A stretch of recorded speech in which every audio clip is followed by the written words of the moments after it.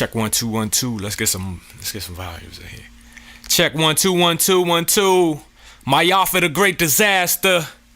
Don't get confused about my way of life. It's not gangster, it's militant, ill intent. I mastermind and leave a federal building bent. Build a tent and live in the wilderness. Shop in a tree branch, in a river spearing fish. I'm fearless. Every now and then you might find a video of me through my media pipeline. It's wartime. Check 1 2. The irritated genie. Ready. Southpaws in the house. Feminization of a black male. Yeah, it's a war on the horizon. Feminization of a black male.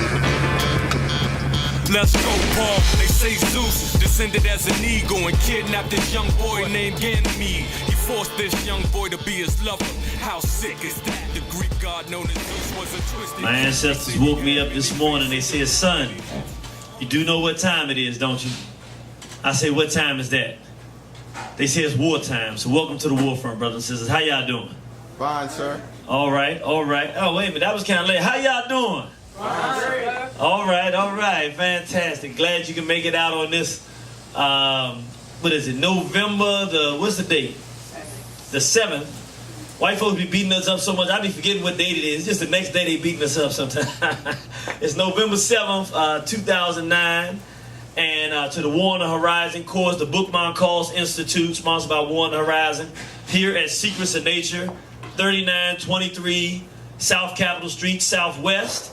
Come on out. You got all the food for health and all of the supplies that you need, the vitamins and every other thing you can think of. We got the vegan food, the vegetarian food, and also fish behind the counter. So you want to come on out and support this establishment. This is the actual third installment of the 101 War on the Horizon course. It's a base level explanation and understanding of racism, white supremacy in the world that we live in as black people today. So the first one we started off with was the foundational discussion, education. Because 99% of what people do is something that they've been taught to do. Or I'll say it even different, 99% of people do what they're taught to do. The special person and the exceptional person, whether good or bad, is the person that does something outside of what they've been taught to do and what they've been educated to do. So, if you want to get the largest percentage of people, if you properly educate them and give them what they need, you will get the best out of the masses of people. If, however, and we discussed this in our first discussion, which is foundational for anybody that's taking this course, we always suggest you get the previous discussions because each lesson stands by itself, but each one builds on the other. And to really have a better understanding, it's a proper flow, it's better to start with the education. Then we went to our second discussion, which was economics, politics, labor, and law. Those are the tools for racism and white supremacy that help keep our people enslaved and in the condition we're in. And then today we're going to talk about sex and health. Really, we should say health and sex. This is not a discussion because some people I know when they see some of the topics, they think we're going to get really highly in depth. If you want discussions on the sexuality and the crisis in the black community, we have the feminization series 1 through 4.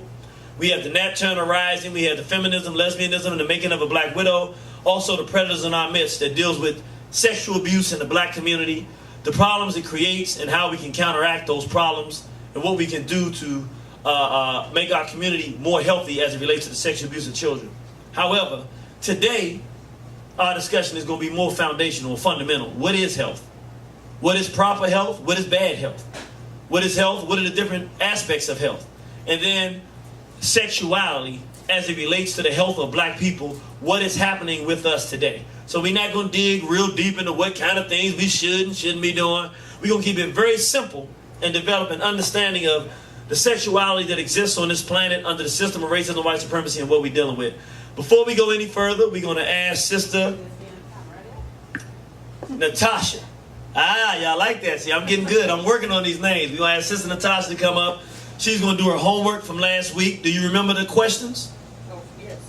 Okay, she's going to come up and do her homework from last week, and then we're going to get right into this discussion of sex and health.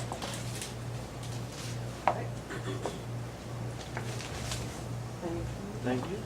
Okay, good morning, everybody. Morning. I'm a little under the weather, so if you can't hear me, just let me know. Our homework from last week was to provide a brief narrative of what the black community should look like, including the economic outlay of the black community, how we would generate income, the way the black community's labor should be structured, black community politics and influence, and enforcement of law in the black community. First, some things I came up for income generation was sustainable energy production, such as like wind and solar power. After the initial investment for the infrastructure, then we could, sell off any excess. Like examples are some European countries like Denmark and Germany do this. They've instituted very successfully. Another thing I thought of was maybe goods manufacturing. Our people are artistic people. Clothing, jewelry, home decor items, furniture, shoes, for personal use, but also for trade within the community, and also perhaps for exporting to other communities for either something of value or just for that we can exchange, like you said, that you were talking about earlier, like a barter system or something like that. Let's go to law enforcement. That one was a little bit more simple. I thought about maybe community policing, as opposed to having like a set, a force, and these people get paid and that's their job, and that's where they go to work, and that's the incentive is money in order to protect people. Everybody would have kind of like a personal investment in their own community, making it kind of like how they have like volunteer fire departments or something like that. It will rotate among residents in their own community, so the community would be involved in actually patrolling their own areas and policing their own areas. Revolving patrols, like I said, it will rotate among residents in that particular community. I've always been a proponent of reinstituting corporal punishment. Nothing says nothing quite gets the point across like a good ass whooping. Excuse my friend.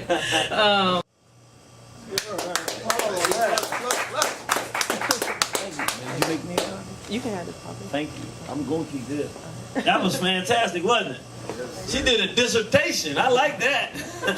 That's important when people take things seriously, because I tell people the reason I want to keep a copy is because I'm actually going to take some of these things. Some of these things are, like she said that she didn't write a lot for politics, but just in the breath of what she just said in terms of having youth, that somebody that represents the youth, who has a record of doing well among the youth, and they pick that person, and then teenagers, and then the adults, and then the elders, and they pick their own representative to come to a table. That is the way, if you read Chancellor Williams' Destruction of Black Civilization, that's the exact way that African civilizations were structured then, and it's very practical for today. The youth want to have a voice, but they don't necessarily have a appointed voice unless white folk have appointed the voice. They don't appoint their own voices. It's very workable. So let's give that sister another round. That was serious. That was fantastic. So we're going to go ahead and move on into... All right, we're going to get into this. He's going to hit the lights for me, and we're going to start it off. Sex and health. Want to remind people, brothers and sisters, we have the DVDs in the back, of course, and the different products we have available. And I put this one all by itself, the Nat Turner Rising, because you can't get this one first. We have a policy. We don't really, but I'm just saying, this one's kind of strong. If you haven't seen any Warner Horizon products, this one might scare you, so you might want to wait till you watch a few other things before you get to Nat Turner Rising. But we also have that available in the back as well. And want to welcome you to Bookman Institute. And let's get into our discussion about health and sex. Very fundamental discussion.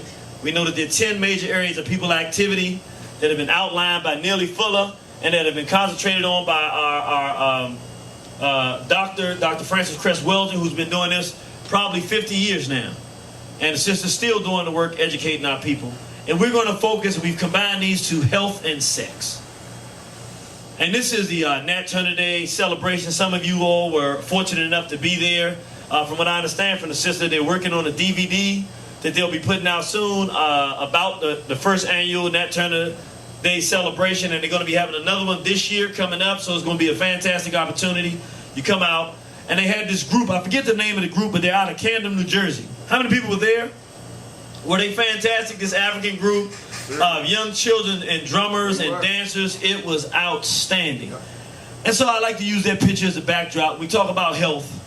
Health is the physical, mental, and spiritual, or we use the term sometimes emotional, condition of a person and or group of people. Again, the physical condition. What is the physical body? What condition is the person's physical body in?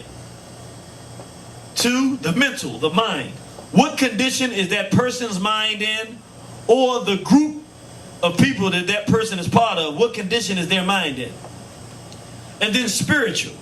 We tend to, a lot of times we use the term, it's been made very negative. They call it emotional. We use that term, but we can also call it spiritual. And what we're talking about when we talk about the spirit, our ancestors said that every person, there's the physical being that you see, but really the real person, the one that you say has the characteristics, the person is funny, or they're intelligent, or they're a very courageous person. All these things are things we don't see. Those are things you see it demonstrated in the person's behavior, but you can't actually see the person's intelligence. So those things are part of what we call the real person, which is the spirit. The thing that you don't see, but the thing that's really on the inside of the person that talks about their personality and their character and all of these things we talk about, that's the spirit of the person. And we know that every person has a spirit because every person, we see the physical body, but what accounts for the fact that people are different? This person is faster. This person is smarter. This person is, does things differently than someone else and figures out things that other people don't figure out. What accounts for these things? And that's what we call the spiritual part of the person. We also tend to sometimes call it the emotional part. When somebody gets angry or something like that, you see the emotions, that which is inside of the person coming out and being demonstrated. That's the third part of the person. So we got the physical, the mental, and the spiritual part of the person. And the condition of those things is what we call health.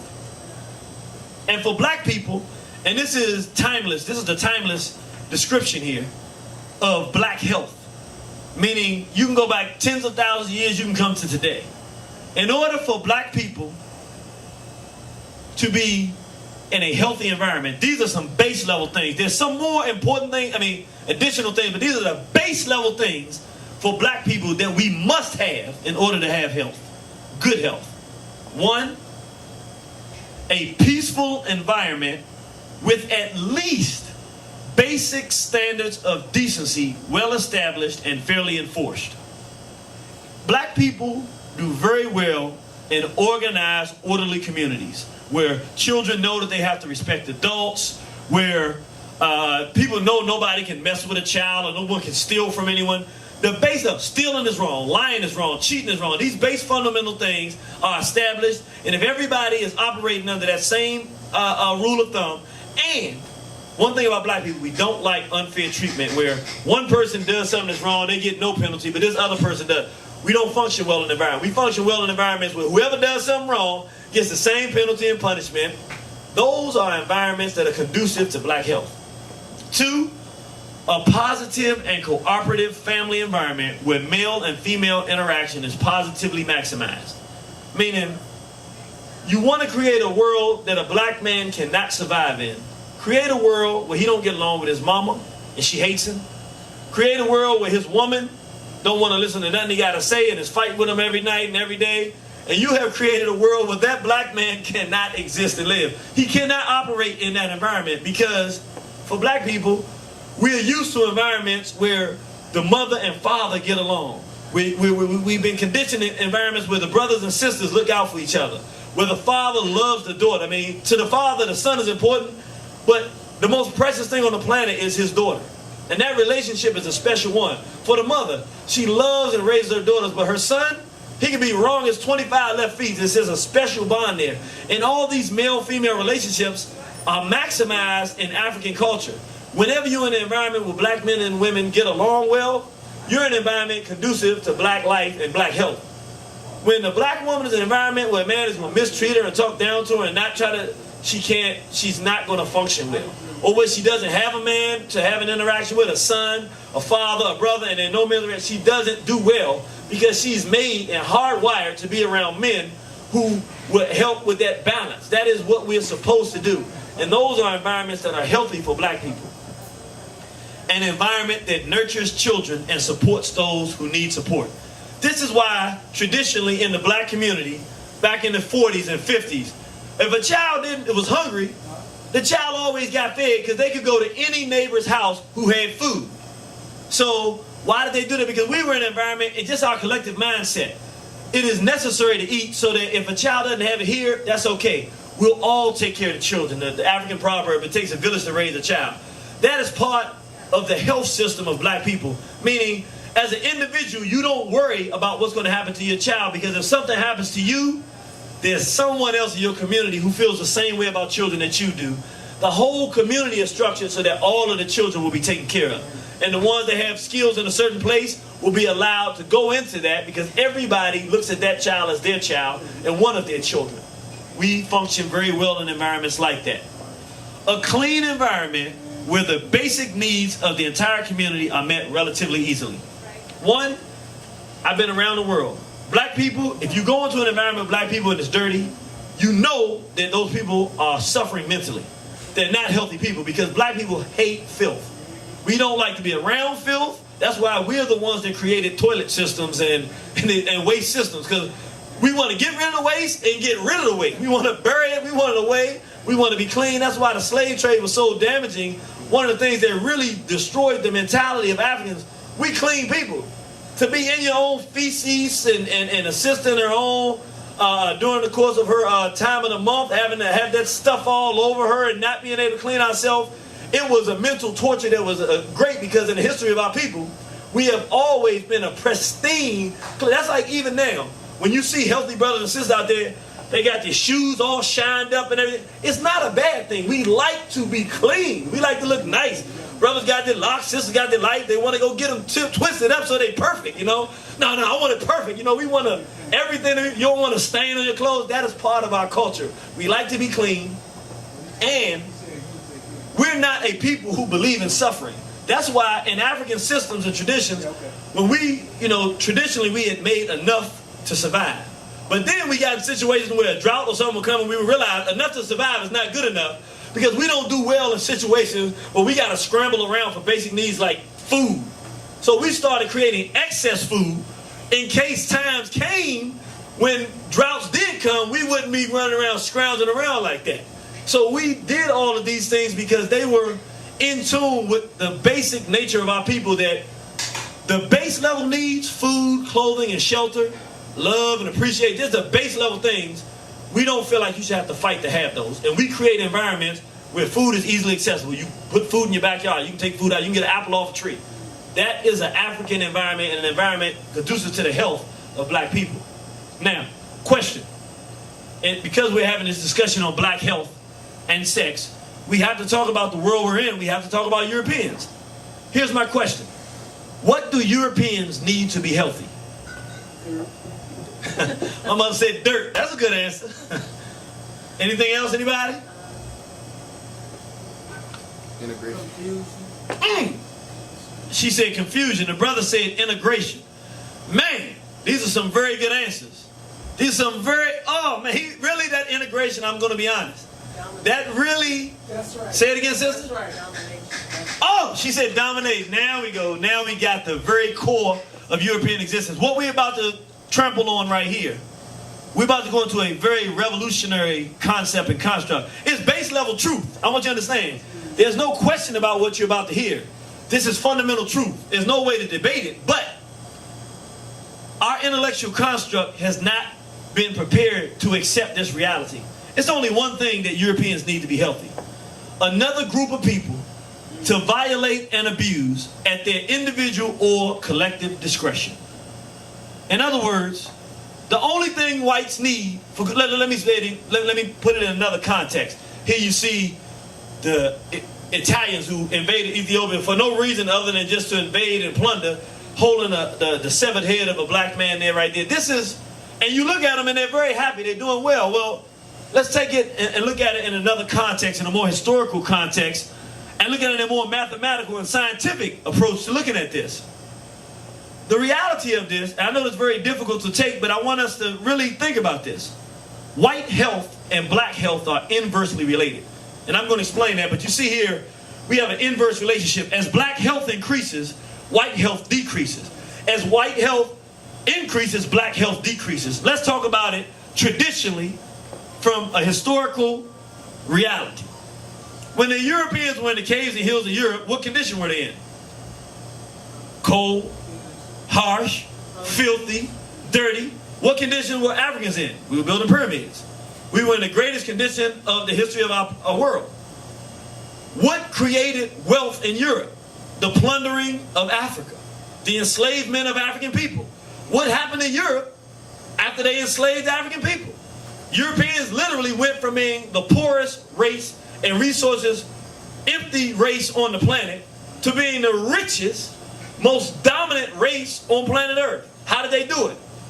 Coming into Africa, integrating with us. So they get the benefit of all our math, science, our ideas of cleanliness, decency, right, wrong, morality, and ethics. They don't have to follow it, but just being around us, by us looking down on their behavior, they get exposed to decency and all of these implements of systems of behavior, of treating one another in a certain way. They get all of this benefit and our wealth.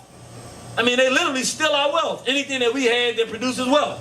Our engineering, our home building, all that they get for free. Europe goes up, but in the course of that, our families are destroyed. Our people are raped and slaughtered. Our civilizations are plundered. So, white health is inversely related to black health. Now, let's take an opposite look at it. When black people at the turn of the century were in a horrible condition, whites were doing great. Once Garvey came and said, get up, you mighty race, you can accomplish what you will, we start building our own communities like Black Wall Street in Tulsa, Oklahoma. We start becoming literally, in the midst of pure oppression, some of the richest people in this country. And even when we weren't rich, because we had a system where each one looked out for each other, we never had the sense of anybody being desperate and not being able to survive because each one of us looked out for each other. So we had just enough for one person and 5 of us needed something, then we split it up so that 5 people might have had not quite as much as they wanted, but enough to survive. So in that system, even though we had physical poverty, we were still, in some ways, particularly in communities where we got hold of some type of wealth and development, we were richer than the Europeans because they operate in an individual manner. And so what happened is, all throughout this country, black people started building up communities that were right next to white communities. They not as clean as us. Our sidewalks were cleaner than theirs. Our buildings were nicer than theirs because we took better care. We get up early in the morning to sweep off the porch. So we started developing products better than them. And what did they do? They began to realize part of the white system of feeling good about themselves. Remember, every time they look at that pale white skin and look at your black skin, they're looking at an inferiority. For them, that is pain. For us, it's fine. Who cares if you white and I'm black? I look good, I feel good, but I'm saying in the context of their mind, in every weight, shape, form imaginable, we're superior. It is not really healthy for them. It's like somebody, you ever had that jealousy? Come on, we've all experienced it a little bit. Where you next to a person that's just at the top of everything, and you just, you wanna, it's wrong, but you just got a little hating going. Well, understand, in every weight, shape, form imaginable, our women are just smarter. Black men have treated black women better historically than white males treat their females. So we have a better relationship. Our women are more beautiful than their women. Our women are shaped better. That's right. Our women are just 100% holistically better and superior to their females. How do you think that the white female psyche operates being next to the black female? She's an inferior being. The only thing that gives whites when they're next to us or when they're not next to us any sense of value is that they can be dominating and on top of us. So if you living right next to them and you building your community up and your stores are nicer and your fruits are fresher and your vegetables are better than theirs, you have committed an act of pure warfare. Because in your mind, you're only doing for yourself, but that is not the world we live in. The health of the white community is going down because in comparison to how you're doing better than them, which is taking away the one thing that makes them feel good about themselves, that they can dominate you. So it don't matter how you feel about it. Just like when you go to your job. When you first come into the job and you're an intern, and you go, oh, the whitey's real nice to you. As they begin to see that you're smarter than them, or very smart, that you come to work on time, that you're sharp, the relationship begins to change. They don't share as much information with you because ultimately they're like, no, you were fine as long as you were doing my paperwork. But now that I think you might get to my level and even surpass my level, now that same European that was real nice to you begins to want to undercut you because in their mind, your ascension, your health, your development is in direct conflict and contradiction to theirs. And it's real. You look at the Nation of Islam, that's the last example I use. As the nation began to build itself, talk about black man, you a god, black woman, you a goddess, do for yourself, we're going to protect our own communities. Now you have people, they could no longer just come and blindly rape a black woman in a black community. Because now you had organized men who will go out there and take a life because that happened. So now, the things that they enjoy most, abusing black people, they don't get to do it free. So as our health gets increased, we won't allow people to abuse us. Their ability to abuse us and enjoy what they get out of doing that begins to sink down. So it means that we are in a hopeless war. Not that it's hopeless to win, but I'm saying you cannot get around the fact that it's a war, because life on planet Earth with Europeans is warfare. Because as long as they're here and you're here, their object is to rule and dominate and exterminate us if necessary. The only object we can have is to prevent that. And the only way to prevent that is warfare. So it doesn't matter if it's intellectual warfare, if it's base level sports competition, it doesn't matter what it is. At the end of the day, the only value they get out of life is in destroying other groups. Now, why do we say their health relies on, I just want to go back, a group of people to violate and abuse another group of people? Because when Europeans are forced to stay by themselves, like they did in the case of Hills 2,000 years, all they do is destroy and plunder each other. That's not really that healthy, because they're killing each other. So in the absence of other people to plunder and destroy, they just destroy themselves. So they become more healthy when they can find another group of people, because that's the one time that they come together, agree to stop fighting amongst each other. Why? Because they're going to fight them other people. And they go in and collectively plunder those people, enrich themselves, and they stop fighting amongst each other until those people have been totally plundered, and then they stop fighting amongst each other again. So it actually helps white life, as terrible as it is, to have others to plunder, because they don't plunder each other while they're plundering others. So, as it relates to the physical health, we understand that white law enforces that there be nowhere on earth that black people are allowed to have good health or be healthy. Let's understand this as a practical matter of white dominion on this planet. The reality of it is, since there's an inverse relationship of black health and white health, they cannot and do not allow black people to be physically, mentally, or spiritually healthy on this planet by their own free will. They're going to fight that every step of the way. So when you do find black people who are physically, mentally, and spiritually healthy, either they're about to be under an assault, or they already understand that they're dealing with an assault, and that's how they got healthy, because they decided they would fight back and organize themselves. Right. That's who you find doing that. And so we look around the world, and as we begin to see, this is a young brother, and I don't even know which country it is, but he's just dying of starvation. And you see the vulture with his little white beak standing there. And really, that's an analogy of a greater situation of the fact that whites manufacture disease, famine, bloodshed, and warfare with the full intention of spreading them throughout the black world to ensure that mass numbers of our people stay sick and or die. Ultimately, even though they have other systems of destruction of black health, ultimately they all end up in one place: the physical destruction of the person. That's the end result. Sometimes, if they're dealing with healthy people who look out for themselves, they have to go in and directly fight with them, if those people will not allow them other means to become self-destructive. But at the end of the day, the objective of whites is to be standing over top of the dead black person saying, I did this. And now I can take everything that they have, strip everything they have from them, and that's what gives white life value. If you take away the ability to do that from Asians with their Hiroshima and Nagasaki and bomb dropping and all that, if you take away this ability, you actually take away white life. Because if you really look at white life anywhere on the planet, they're only engaged in one thing: warfare with other groups, which ultimately results in physical death of those groups. Sometimes it's not direct. You know, it's something that'll take a long time. At any rate, the ultimate end goal is the physical body. So we see examples of this. Hiroshima and Nagasaki, where they drop a nuclear bomb on the Asians. Most people don't know they had already won the war. They didn't need to drop the bomb, and they definitely didn't need to drop the second one. But they just wanted to put an accent mark on the fact that we're white, you're yellow, and you have no value, and we will bomb you and kill you. And so they did that. We look here and see the Atlantic slave trade, which was nothing but brutality and destruction. And even though it assaulted the whole entire person, just the physical damage that they did to people, it's just unthinkable. We see the post My Eye for One and look at our actual interaction with them here in this integrated system of America, whites and black life, where they just start lynching us anytime. Most times, you know what most of the lynchings occur behind?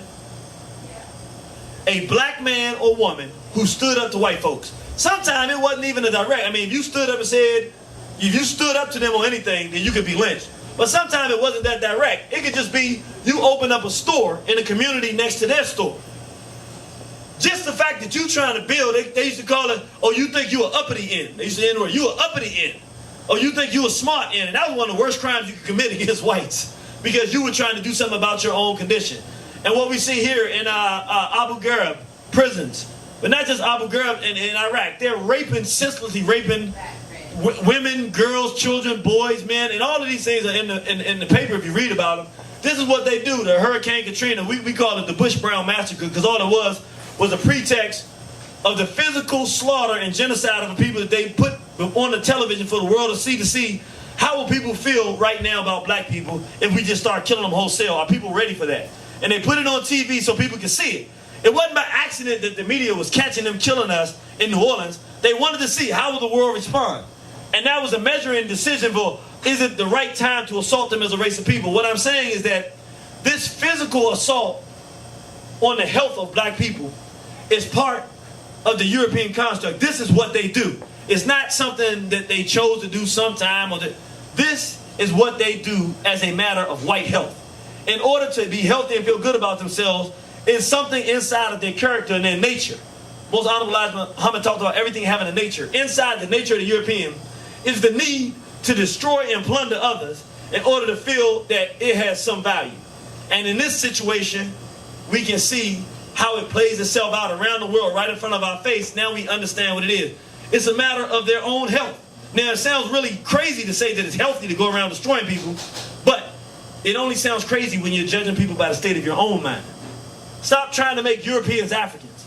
We must look at them, see how they do things, and then judge them on their own merits. It's like a dog looking at a cat that runs up a tree when the dog comes running.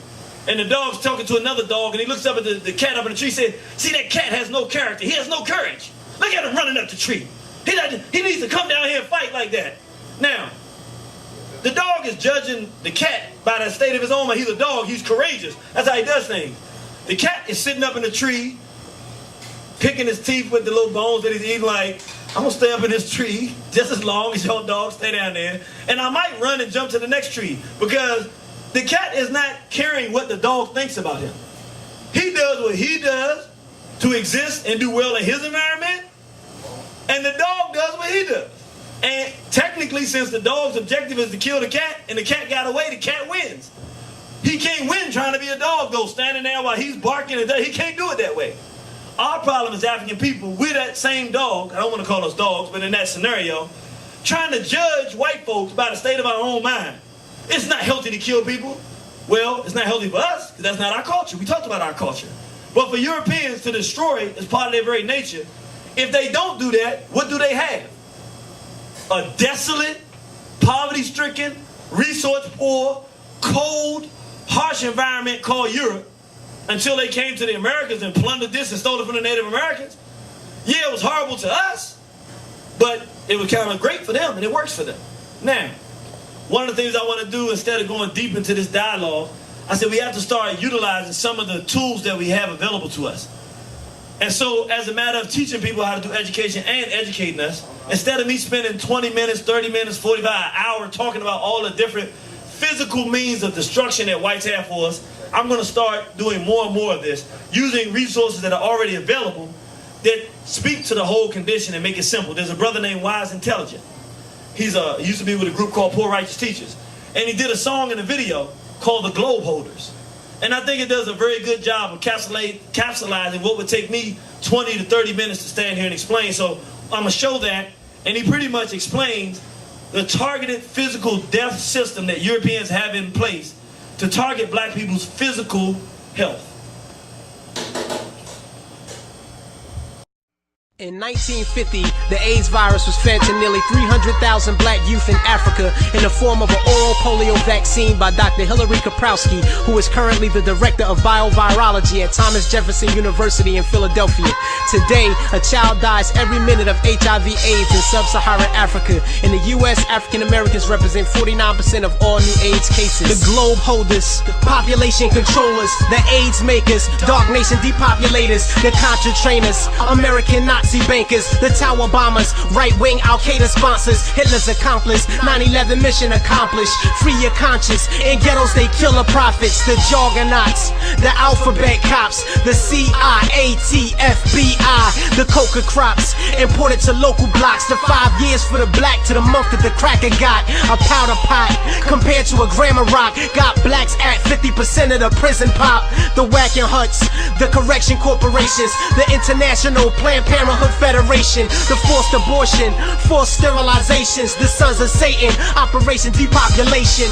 From 1924 to 1976, 32 states in the U.S. utilized eugenics programs to depopulate the country of so-called weak breeds who were downbreeding the American population. Some 65,000 black youth from public school districts throughout the country were given a biased IQ test. All who failed the test were sterilized against their or their parents' will. The diamond dealers, them choppers and baby killers, the oil drillers, black nation resource stealers, the truth concealers, suppression of true guerrillas, Patrice Lumumba, Nkrumah, Laurent Kabila, the people traders, poor population enslavers, the black/brown/yellow baby cremators, the black/brown/yellow unity haters, the red/white/blue liberty waivers, eugenicists, world imperialists, evolutionists, black womb pollutionists, the euthanizers, third world birth sterilizers, Nazi sympathizers, financiers and arms suppliers, the nuke igniters, the World Health Organizers, the virus writers, smallpox, Ebola splicers, the throne usurpers,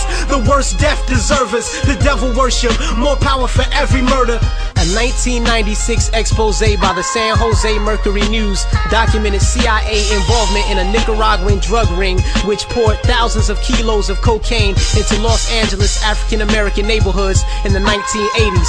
Drug boss Danilo Blandon, now an informant for the DEA, acknowledged under oath the drugs for weapons deals with the CIA-sponsored Contras. The Club of Rome, World Bank, the Skull and Bones, Allah engraved in the Pope's throne. The camouflage, the right verse left mirage. Bush and Kerry got naked to pledge in the same lodge. The Reagan years, illuminous presidents.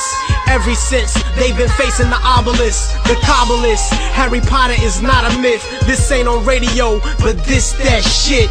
The war on drugs has been a war on poor people, particularly poor urban African-American men and women. It's well documented that police enforcement of the new harsh drug laws have been focused on low-level dealers in communities of color. Arrests of African-Americans have been about 5 times higher than arrests of whites, although whites and African-Americans use drugs at about the same rate. African-Americans have been imprisoned in numbers even more disproportionate than their relative arrest rates. It is estimated that in 1994, on any given day, 1 out of every 128 U.S. adults was incarcerated, while 1 out of every 17 African-American adult males was incarcerated. The differential in sentencing for powder and crack cocaine is one glaring example of institutionalized racism. About 90% of crack arrests are of African-Americans, while 75% of powder cocaine arrests are of whites. Under federal law, it takes only 5 grams of crack cocaine to trigger a 5-year mandatory minimum sentence, but it takes 500 grams of powder cocaine, 100 times as much, to trigger the same sentence for a white boy.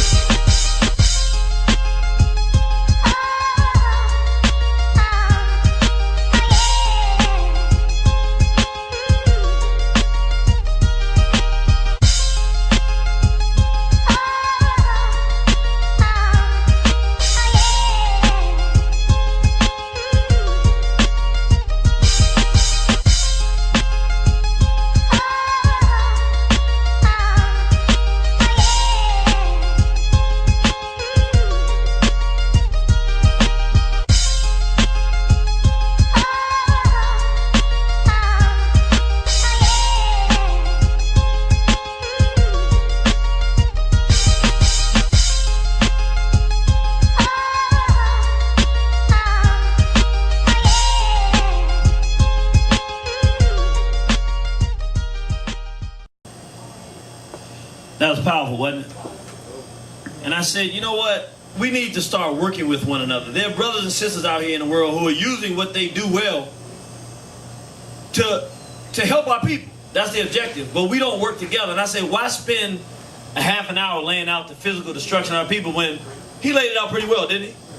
This is what's happening. And I know you come to a health and sex discussion and you think we're going to talk about how to do health and kind of sex and it's going to be, but the reality of it is we're under a system of warfare. That's why it's called war on the horizon. We need to understand what's actually happening that's destroying black health. It's more important at this stage of what we're dealing with than understanding what you can individually do to be healthy. Because at the end of the day, we're not individuals. This assault is not coming individually. It's a collective assault of destruction on us. So if you try to do something individually to be healthy, the fact that you have a whole system laying down on you, the next person that's not healthy is going to come and make you unhealthy because they made it. So we have to understand collectively what's happening so that we create the same idea in our minds of what we're facing. We'll do the same thing to try to prevent it. We can collectively do something about our health. Now, there is an idea of individual health, but we'll talk about that more. But the point being is that the object of the system of racism and white supremacy is the destruction of the black person, the physical person. And as the brother talked about, so you see the drugs, you see the mass incarceration of black people, you see the rape and the torture, the mutilations all around the world, the diamond wars. All of the sister talked about diamonds' intrinsic value not necessarily being that high. But what it is, they made it seem like it's so important that people have to have it. And then through the excuse of needing and absolutely having to have this wealth that can be created by diamonds, we end up with mass numbers of our people slaughtered and murdered physically and destroyed in service of racism, white supremacy, and the white objective, which is to feel healthy by dominance over the world through destruction of other people and other cultures. So the reason that black people are physically unhealthy, as in general, not individually, sure, the foods we can eat that we better, but who is it that put us on pork and put us on bad food? Who is it that creates the starvation around the world? Who is it that creates high blood pressure? Who is it that creates stress and leads to stroke? Who is it that makes cigarettes for you to smoke and crack for you to smoke and brings the stuff in and facilitates it? Makes it easy, puts baking soda in your neighborhood communities and little plastic bags, and then you go take the baking soda and then they import the coke from way over across the world. But who is it that creates the means for physical destruction? When they want you to kill each other, they put all the guns in your community. When you get mad at white folks and want to start fighting back, you can't find a gun. You can't buy a gun. You can't get a gun nowhere. Who is it that makes physical destruction of black people and the physical health of our people destroyed? It's Europeans, whites. And they do it as a matter of course of their existence. So now, the next stage we need to go to is to understand the mental health. Because in order to do anything about this situation, we have to understand it to be able to organize properly against it. If you want good physical health, then you have to know, first of all, you got to know what good physical health is. Secondly, you got to know what prevents good health to be able to prevent getting bad health. Then you got to also know how to develop and increase good health and how to teach others. So what that requires is good mental health. The mind must be in a good, productive, healthy state in order for an individual or a group of people to move forward in a positive, progressive direction. And so, of course, I put the prophets up, and I put our sister up here whose pen was powerful. I want people to understand, we talk about mental health. Marcus Mosiah Garvey, our sister Ida B. Wells Barnett, the most honorable Elijah Muhammad. These were people who came and were mentally healthy, who recognized that there was a war being fought against black people, and recognized that they had things that they could do to help their race improve themselves. And they implemented systems and institutions or used whatever they had at their disposal that they did best to help black people do better. Let's understand with mental health, self-respect is the foundation upon which good black mental health is developed. If you do not have self-respect, you cannot have good mental health. The very basis and foundation for you being mentally sound and feeling good about yourself and your mind being good, that you can read and you can go and make good decisions, is that you feel like you're a valuable individual. Once you feel like you're a valuable individual and that you have rights, you have a character, you have the right to something decent, you have a right to live a good life, you are valuable. That is the very basis upon which you do something positive, and your physical health and everything else burns from this. However, what is necessary for black self-respect, proper education is the essential ingredient in developing black self-respect. That's why most of the people you see who are the great leaders were people who were teaching our people something. Why? Because it was with her pen that Ida B. Wells Barnett could say lynching is not occurring because black men are raping women. It's occurring because whites want to keep us down. The reason that black people didn't fight in the South against lynching, we think it was just we were scared. No. They literally publicized that the black man raped the white female. We didn't agree with rape. So we thought, oh, he must have been a criminal. So nobody did anything. When Ida B. Wells Barnett started writing the true stories of what had occurred, these men were good men who didn't do anything. They were family men. And it's a lie. They didn't rape a female. They killed this man because he built a store. All of a sudden, black people started to get in upheaval. And they started going out and attacking white folk and fighting back. People don't know that. It was because she educated them. And they started realizing, wow, that attack on that man was an attack on me. They don't want us to do well. Now the mind begins to change. Now the sense of self starts to develop. That's why the most honorable Elijah Muhammad said the same thing that our Kemetic ancestors taught. You have to know yourself. You have to have a knowledge of yourself and who you are. When you have that, you feel good about yourself, particularly when you're African. It's not the same for Europeans. Understand, we're not the same. When Europeans have a knowledge of themselves, they know that they're violent, destructive, they're pedophiles, and homosexual by nature. That's not conducive for making them feel better. They don't need a knowledge of themselves. They just need other people to destroy and plunder. That's good enough for them. For us, because we are people of decency, we have to know our history. Once we know our history and see all the great things we've done, we feel great. We know we can do something. We feel good about ourselves. And that's when the entire progress of the person begins. And so we go right back to our first lesson, which is the foundational lesson. And we'll never stop going back to this lesson during our understanding of racism and white supremacy and what it is, how it works. Education is supposed to tell a race of people what their purpose is in life. It should tell them who their friends are and who their enemies are. That is the basis of good education. These men and women here knew who their friends were and who their enemies were, and they taught us that. What did the man say? The black man and woman are God and goddess. You're a god, you're a goddess. The white man is what? Devil. The devil. Real simple. You know who his friends are, now you know who your enemies are. And what was the nation able to produce with that knowledge and understanding? Everything that we've seen that has come out of the Nation of Islam under the leadership of Malcolm X, the most honorable Elijah Muhammad, Dr. Khalid Muhammad, so forth and what have you. So here we're looking at mental health. I want to say this is very important for us to understand.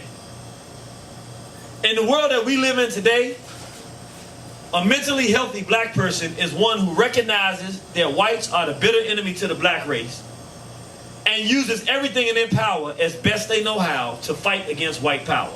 Understand, you don't have to be some great leader that goes and galvanizes the masses. My teachers used to teach us when I was in 6th grade, you got to be twice as good as them. And that's why we make you work so hard. You got to be twice as good as them. I didn't even know who them was. I just knew they was giving us too much work and it was hard, but I never forgot that. And of course, as an adult now, I understand why they told us that it was very true. And we knew that there was a warfare. Whatever it is that you do, if it's just teaching your child, you always have respect and feel good about yourself. Don't let nobody make you feel bad about yourself. If you ingrain that in the child will believe that, you're helping them. Maybe that's what you have to offer. Maybe you cook very well, so you use your food to bring family members together and everybody sits down and talks and it's a healthy environment. It doesn't matter. At the end of the day, two things that you must do. You must recognize that you're black and that you're supposed to try to help your folks. And two, if you're healthy, you must identify the fact that whites are the enemies to black people. The danger in not doing that, I want to make this very clear, the danger in not doing that, it is extremely unhealthy for a people who are under assault from someone not to admit who the person that's destroying them is. This is why it's so bad for the health. The natural response is to feel bad about a poor condition that you're in. If you feel that that's your natural condition and that you're supposed to have that condition, you're going to hate yourself. You're going to be mad at yourself And all the anger and hatred that you would take on somebody that would hurt you, you're going to do it to yourself. You become completely self-destructive. Once you identify that somebody else is the one that's making your mother feel pain and your children feel pain, you ain't going to fight against yourself. You're going to try to bring yourself up so that you can fight against them. That's right. If you do not identify your enemy and do not identify yourself as a good guy, you have the basic fundamental tendency for absolutely horrible health. You will be unhealthy. And no matter how good you think your surrounding circumstances are, it won't take but that one experience where you trusted somebody white or you didn't understand what's going on and some turmoil comes in your life to realize, man, I've been all wrong this whole time. It won't take for you to be in New Orleans when that storm hits and they blow up them levees, and then you thinking that these white folks are supposed to be your friends coming with the boats, and they ride by and let you drown, and you was expecting them to help you, and now all of a sudden you got to feel, oh my God, they hate us. You shouldn't have known. You should have known that before they came down with the boat.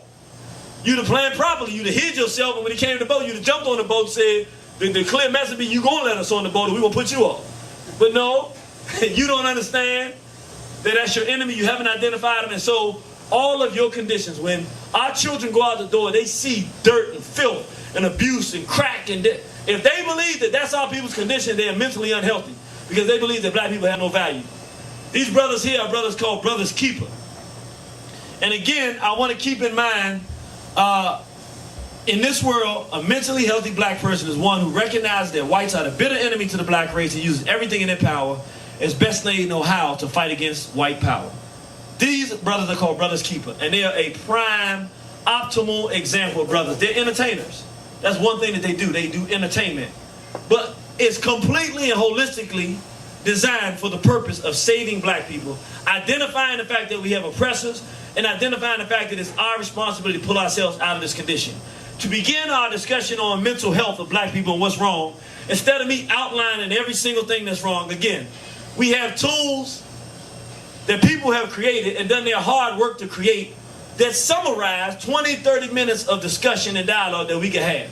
This 6-minute piece that we're about to watch is a piece that these brothers put together. It's actually become, in a very short amount of time, my favorite song. And I mean, I'm a Donny Hathaway man, so when I say this is my favorite song, I'm not coming from nobody that listens just to hip-hop. I'm saying this song is so good in summarizing our condition and what's happening to our people mentally. No, it don't make sense for me to list it out. We're going to watch this video. It's called Mind Cuffs. And in other words, what they're saying, we talked about the physical destruction, those would be handcuffs. Now what they're saying is that this world that we live in, through the media, and what they teach us and miseducate us and the image they give us, lock our minds up the same way they would lock us up physically in prison. Our minds are locked up. We cannot think outside of being in this condition, hating ourselves and destroying ourselves because we are mentally locked down through the Europeans' media that puts this on our people. And the hook is propaganda programming your mind. Propaganda programming your mind. Be blind with me. In other words, saying we're so blissful in our ignorance, we don't want to see what's happening because then it would cause a necessary change in our behavior. That when you run into an ignorant black person, sometimes they get mad at you because you know something. You pointing out something and they like, nah, I don't want to hear all that because they want to stay in that blissful ignorance so that they don't have to do anything, not realizing that they're mentally dead and destroyed. Propaganda programming your mind. Be blind with me. The song is called Mind Cuffs. See, the cat had to be fouled in order for the man to come down on them like that, Jack. Now see, one thing about the man is that the man is not gonna come down on you unless you try to come down on the man. So what we got to do is learn to be righteous when it comes to coming down on the man. Cause if you don't mess with the man ain't gonna mess with you. Dig that, dig that. Propaganda programming your mind, propaganda programming your mind, be blind with me. Propaganda programming your mind, propaganda programming your mind, be blind with me. Propaganda programming your mind, propaganda programming your mind, be blind with me. Propaganda programming your mind, propaganda programming your mind, be blind with me. American political propaganda machine, controlling the minds of African beings, controlling what I know by what I hear and what I see. Signed the Civil Rights Bill and told me I was free. and I believe. Bush bombed the towers, then said he was protecting me, and I believe. Voluntarily joined his army to fight for freedom overseas, and I believe. We've been bamboozled, run amok, mentally locked down with mind cuffs, waiting on a cracker to crack the clouds and come lift me up. Patiently I await while I'm stuck, sinking fast in deceitful quicksand, hit with African images of Tarzan, come out of the madman, giant Ugandan, lesbian images of Suge and Seeley, cracker images as Nefertiti, in order to justify genocide, first dehumanize, then destroy, portray all blacks to be savages, pimps, hoes, and dope boys, murderers and liars, prevent the rise of another black messiah, discredit and fabricate, colonize and false educate, neutralize self-help with images that force me to self-hate, belittle and berate black women as gold-digging holes so that I place no value in them. So mentally distraught I set my sights on a democratic cracker to grant me my human rights. My savior is my enslaver, therefore my enslaver I refuse to fight. American political propaganda machine got me docile. Undeserved tribulations and trials, but I'll wait on cracker politicians and white Jesus in the meanwhile. What I am forced to see is what I know. Therefore all I know, I've been told. Killing recover because I was told it's gold. Wearing coats in the summer because I was told it's cold. Thoroughly brain stained not to study on my own. Propaganda, lies, deceit, mind control. Believing I'm walking east, but I'm really walking west. A thug with crucified phallic symbols on my chest. Be ye not deceived, for all things are political. As long as the hunters write the stories, the prey will always be portrayed as evil. Monkey see and monkey do. With your mind handcuffed, monkey, can you see what they do to you? In plain view, on TV and in zone. Propaganda programming the minds of the youth. Experiments gone wrong. Video vixens unwrap the mind of girl age 12. Teaching her that she is her ass and it's for sale. Curious about why two women touch and kiss that way. Never experiencing real love, a victim of rape and molestation. She considers herself to be gay.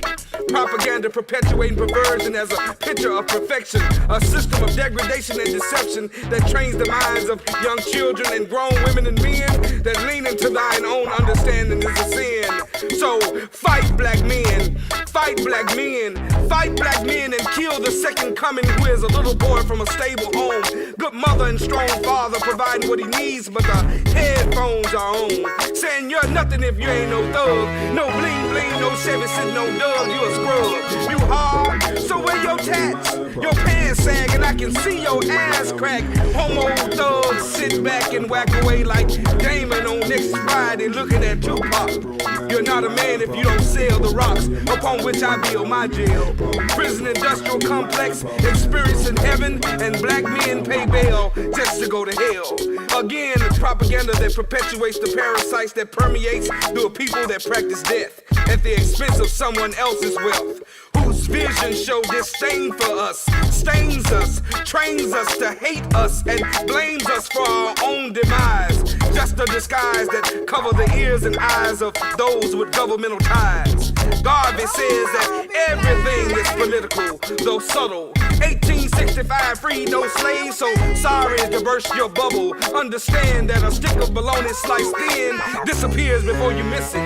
They create the problem, then benefits when they try to fix it. Malcolm says that they have the ability to make your enemy seem like your friend and your friend seem like your enemy. Trickology is the medium by which the media implants messages in the minds, you see, for physical digestion. 85,000 years of African spirituality overshadowed by today's European immaculate conception. You make it, I'll take it, and fake it, regurgitate it, just like I baked it to feed to you. I guess with their minds handcuffed, trained monkeys don't see or understand what they do. Propaganda program in your mind, propaganda program in your mind. Propaganda program in your mind, propaganda program in your mind. Be mine with me. Propaganda program in your mind, propaganda program in your mind. Be mine with me. Propaganda program in your mind, propaganda program in your mind. Be mine with me. Take those mind coats off, baby.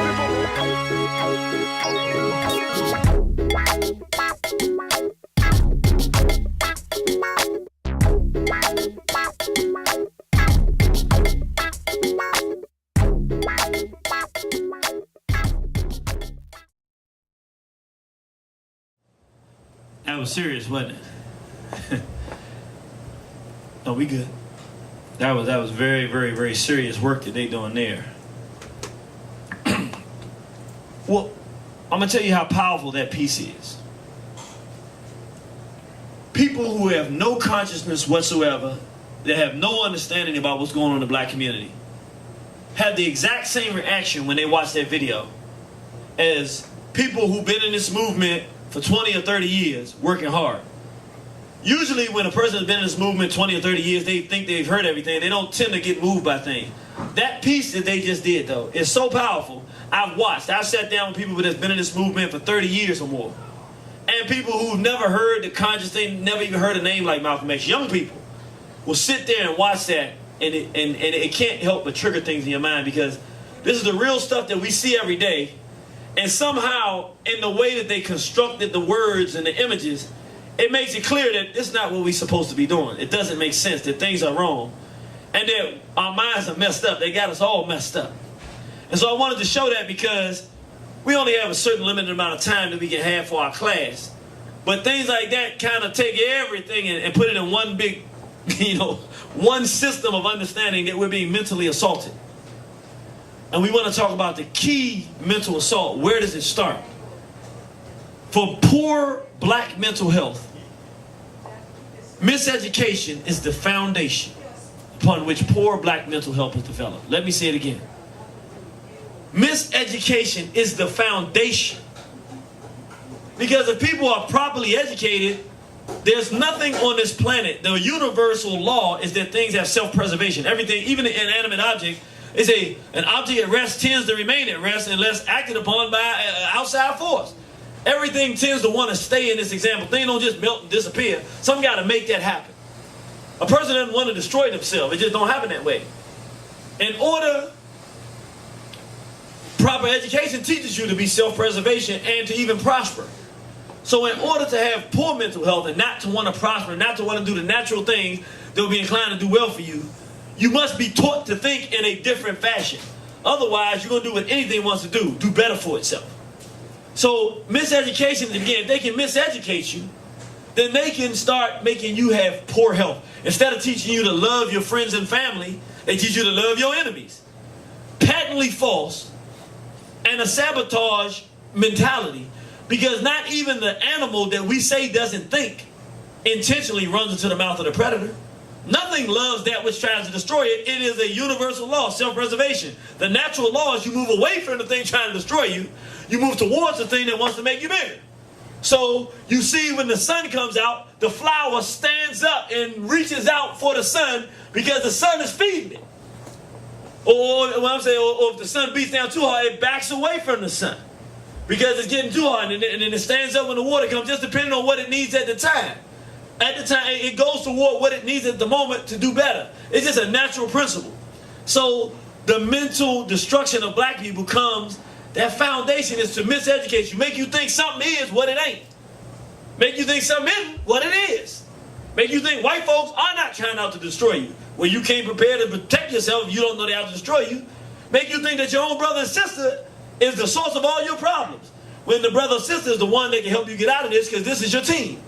Just patently false misunderstanding is what they use as the basis of creating poor black mental health. And so we start with the black male. Why? Because the black male is the enforcer of poor mental law in this community. He is the primary teacher in this community. And I'm not saying that black women are not teachers. Understand what I'm saying? He's the enforcer. The black man is the one that's supposed to be in the home laying down the law. He's the one that's supposed to be making sure that everybody in the community is getting taught what they need to be taught to do better. And he can enforce that. He's the physical power to do that. And so the European targets the black male for mental destruction, because if he gets the black male to be backwards in his thinking and his behavior, he can lead. The black male will make everybody else do it because he can make them do it. And then he also teaches the mother, because the mother will teach the black male to do it. And in that system of backwardness, he can destroy people, make them self-destructive. And so we see that one of the things that they teach us that's foundational to keep our people in the condition we're in is what we call self-hatred. Self-hatred is the key to maintaining and expanding poor black mental health. You start with poor black mental health by giving people the wrong answers, miseducating them, teaching them the wrong things. That's where it starts. But if you leave, a person can go out and realize that you're wrong. They can go read something and realize you're wrong, or do trial and error, they can realize you're wrong. It doesn't stop there. That's just when you start a person off on the wrong track. In order to keep them self-destructive, in order to keep them in that condition, you must teach them to hate themselves. And thereby, the natural inclination of someone who hates something is to destroy it. They become self-destructive because they hate the person that is inside them. And you must teach that, because that is not something that is learned naturally. There's no system, nothing you can study in the universe that hates itself and tries to destroy itself intentionally. Hence, it is only learned behavior. A black person who thinks they're ugly because they're dark, it is only learned behavior. It is nothing that they can be born with. It doesn't exist. And so this is what Europeans have created. A virtual Frankenstein ideology that something will hate itself. Something that does not exist in the natural world. He has created it and put it and made it the source of our mental existence. And self-hatred is a direct result of abuse and miseducation. The two ways that he gives us this self-hatred. You abuse, rape us, so we feel like we don't have any value because of what they've done to us. They enslave us, take our culture, steal our children from us, and we don't feel like we're a man because we can't even protect our own children. They abuse you, so you begin to not like yourself because of what they're doing to you. And also miseducation, because instead of hating him for what he's doing to you, he does what he does to you, and then he always tells you, when they had us on the slave plantation, I'm doing it because you are in, and you are hard-headed in. And you a monkey, you should be glad we took you from Africa. So now, not only is he abusing you, but he understands psychologically. Your natural reaction to him beating you up is for you to be mad at him. So then he comes behind it with psychology. I'm doing this because you just a monkey. You have no value. So instead of the person saying you're doing this because you hate me and you dislike me, now the person internalized it. You're doing this to me because I deserve it. I have no value. I have no worth. I have no meaning. So then when they leave, you going around thinking, I have no value. I have no worth. And everything that look like you have no worth, has no value. And now you begin to do the same thing. You've been miseducated, you've been abused, and now you carry the weight of the destruction around to all those around you. And so these are the enforcers. The miseducated, self-hating black males in the black community are the enforcers of poor mental health in our community. Who is it that forced our race? Who is it that made us call ourselves the N-word?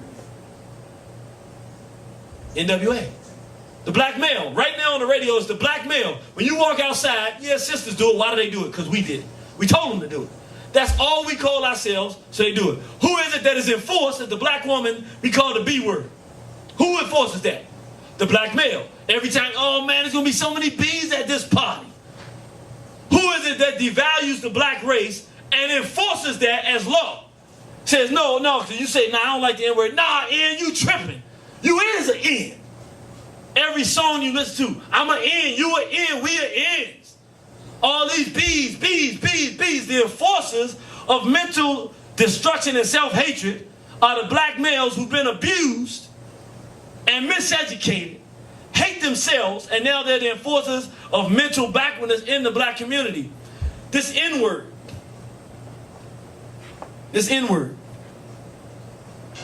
the single most powerful word in the history of the world. Never before has one word been used in warfare as effectively as this. The studying of the N-word is one of the greatest,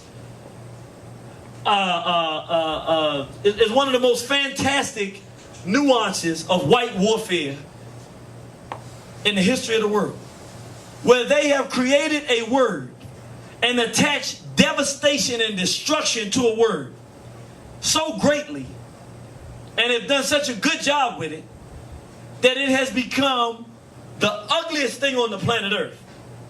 But the magic that he has done with it, this is the magic, because I want you to understand, out of all the things that racism, white supremacy has done that have been effective, there's only one thing that they've done to black people that you see they've done to nobody else. It only worked on us. For instance, whites have, for instance, in terms of having self-hatred, they've made other races hate themselves. And in Asia right now, they have a crisis.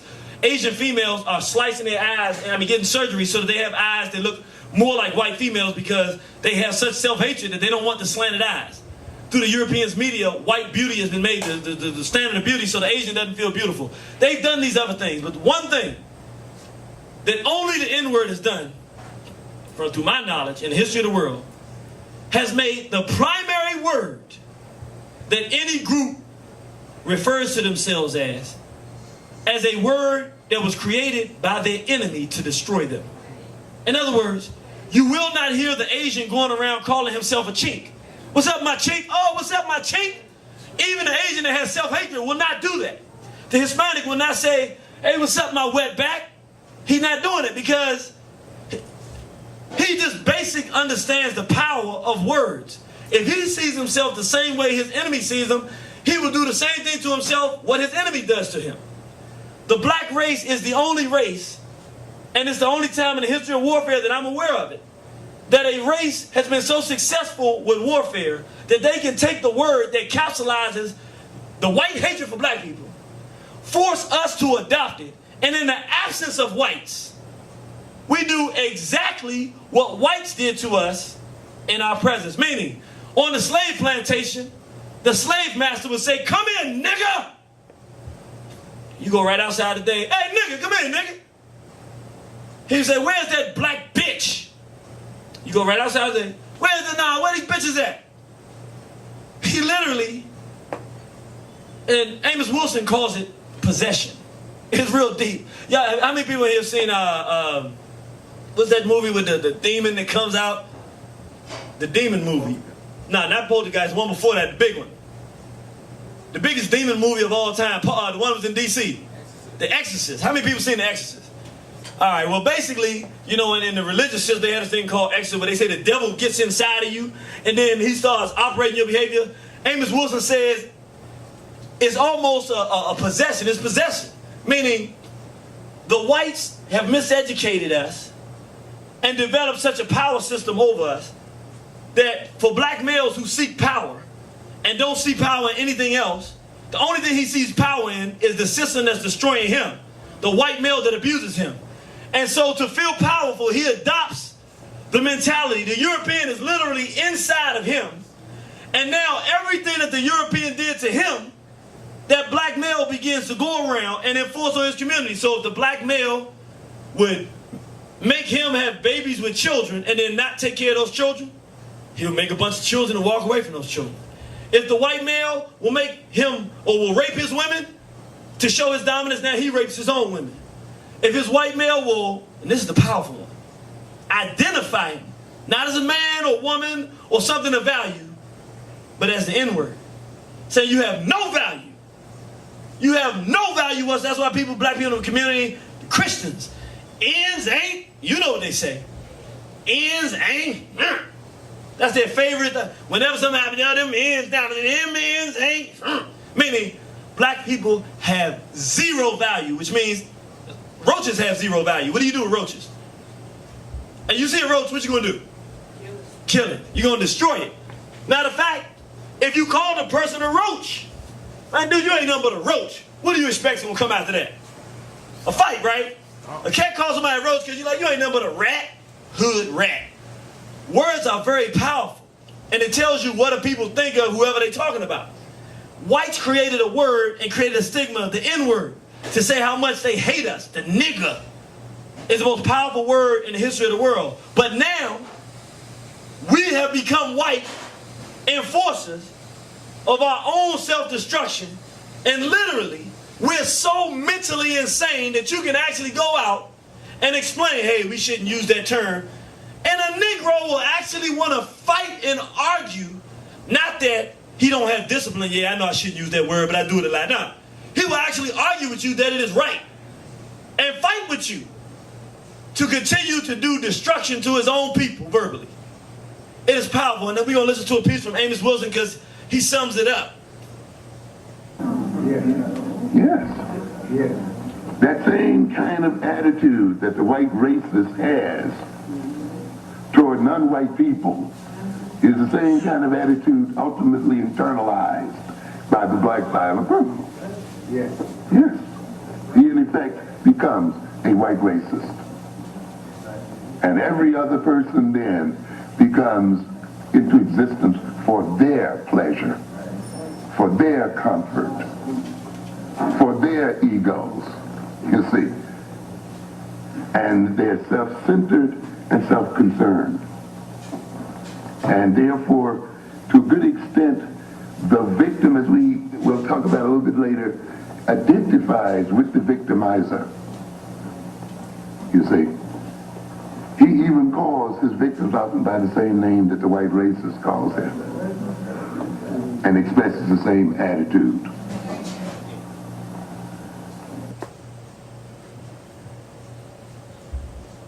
Suffice it to say that it is through this black male enforcement of miseducation and self-hatred. And I'm saying this is very important because it's upon the black man to start changing this. We can enforce in our communities whatever we want. If we want healthy environments, we do what we're doing here. We create healthy environments. We teach our people what's going on. And we make a person walk out of a room saying, you know what? If they didn't get nothing else, you know what? I ain't going to use the N-word no more because I didn't. Let me tell you something. Everything starts with how you feel about yourself. Everything starts. Until we eliminate the N-word from our vocabulary, black people will not move. I don't care how many war on the horizons we have. I don't care how many. I know it sounds like a strange place to start. Before we can stop the first pedophile from raping children in our community, nobody who believes themselves to be an N is going to want to go out and save another N from anything. You don't put your life and your existence on the line and make serious decisions for a bunch of N's. You wouldn't do it for a roach, and an N is less than a roach. And so I'm saying, strangely enough, the beginning of this war and the beginning of us being mentally healthy black people moving in the right direction starts with something that we have 100% power over. Our own language, our own mouths. And so I'm going to say to everybody out there that's listening, I don't care what your excuse is for it. Anytime you use that word, you are part of the enemy. Every time you use the N-word, I don't care why you do it. I don't want to hear your silly Negro explanation. I don't care how much of a nationalist, how much work you got. You are part of the destruction force of African people. You are part of our enemy. Every time you do it. So when you do it, just remember, you're hurting, not helping. That's the bottom line. And all of us need to start in that place realizing if we can't do nothing else, we can at least discipline ourselves to say we're not going to intentionally contribute to destroying the mental health of our people by making them believe that they are ends, which means they have no value. And so we see lawlessness in the black community. Why do black women strip and go naked before the world and put themselves out there? Because black men enforce it. We rape and brutalize them and tell them they have no value. They feel like they have low self-esteem. Then we pay big dollars for them to do that instead of paying big money for them to be good, solid wives and committed women in our community. So, if that's what we enforce, that's what we require. Our women do it, and then we call them whores. We see here the sister, just a little boy, just in the free. This is the sickness of our community. Who creates this? The white male creates a sick, mentally backwards black male who enforces this madness in his own community.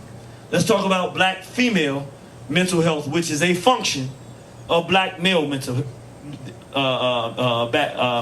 health. If black men are in good condition, those women around them, you'll see them in good condition because those men are going to make sure they do everything to take care of those women. If black men are in a horrible condition, they're going to beat and destroy their women because your women naturally follow you, and you can do nothing but take them to hell if you in hell. And that's what we have done with our own women. And the major source of black female self-hatred and sickness is that they hate themselves because they believe, as demonstrated by the black male, that the white female is the only female that is valuable. And she spends her life trying to chase the image and the likeness of the white female. That is the one she has been taught has value. And that, in a nutshell, is the life of black women. You can add all the stuff of it, but the mental state of the black woman And then she got blonde hair in her head. Why? Because the valuable female on the planet has blonde hair. She got straight hair. Why? Because the valuable female in the world, she believes the white female, has straight hair. She takes her clothes off to be naked before the why? Because that slut, the European white female, is a slut. And that's the attention that she can draw. And that's the only thing of value. And I don't think that's a value personally. But I guess the white male could value that if he wasn't such a homo. But at any rate, that's the only sense of female value the white female has. She ain't an intelligent, good, decent, upstanding female. She just trash. So black women trying to follow the lead of what she thinks is valuable because her males are so mentally sick that they prefer these dogs over their own women. Our women, and this is where she starts at 1 year old. And if she's dark skinned or if she's not, she's not valued, ugly, black, this, that, and the other. She spends her whole life hating herself and doing what? Chasing the likeness of the white female.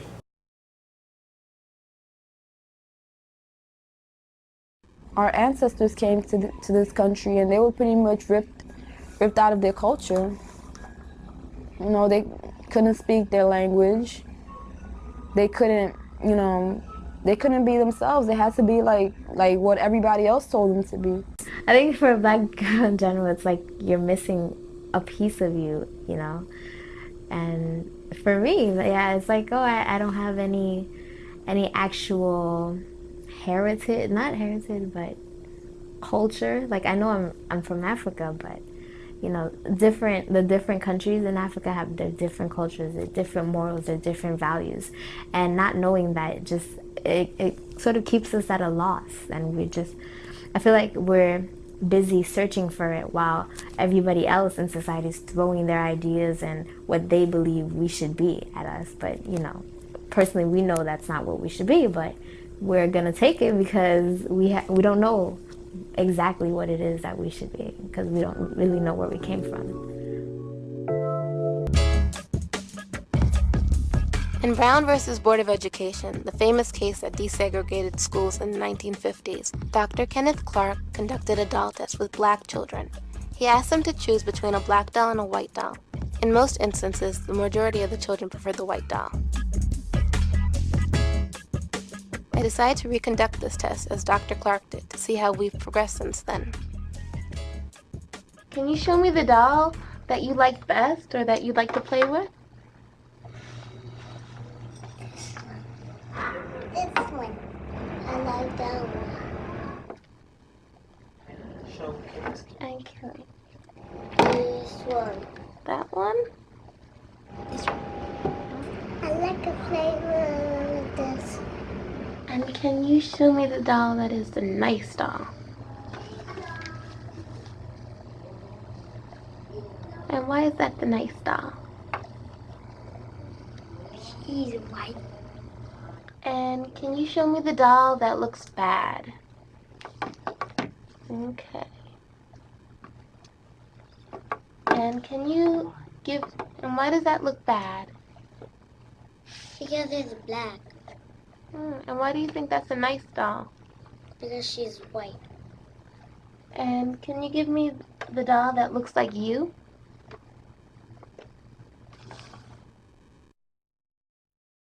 "15 out of the 21 children preferred the white doll." It's really nothing to say. And you see, there's a couple things. One, it's real deep. The little girl, when she said, which doll looks like you? She wants to grab the white doll because she wants to be good. But she looks and she can't lie. She's a little girl. She doesn't learn to lie yet. She hasn't learned to put the white stuff on her face and the skin bleaching cream and to put contacts in her eyes and the fryer. She ain't learned all that. She ain't got sophisticated yet. She's too young for all that. She's just, I'm bad, you know. It's really deep because and all you see is you give her 10 years and she knows exactly what to do to try to be that white doll right there. Which is mentally sick because, understand, it's nothing physically wrong with her necessarily. There's nothing wrong with the way she looks or anything. The bottom line is,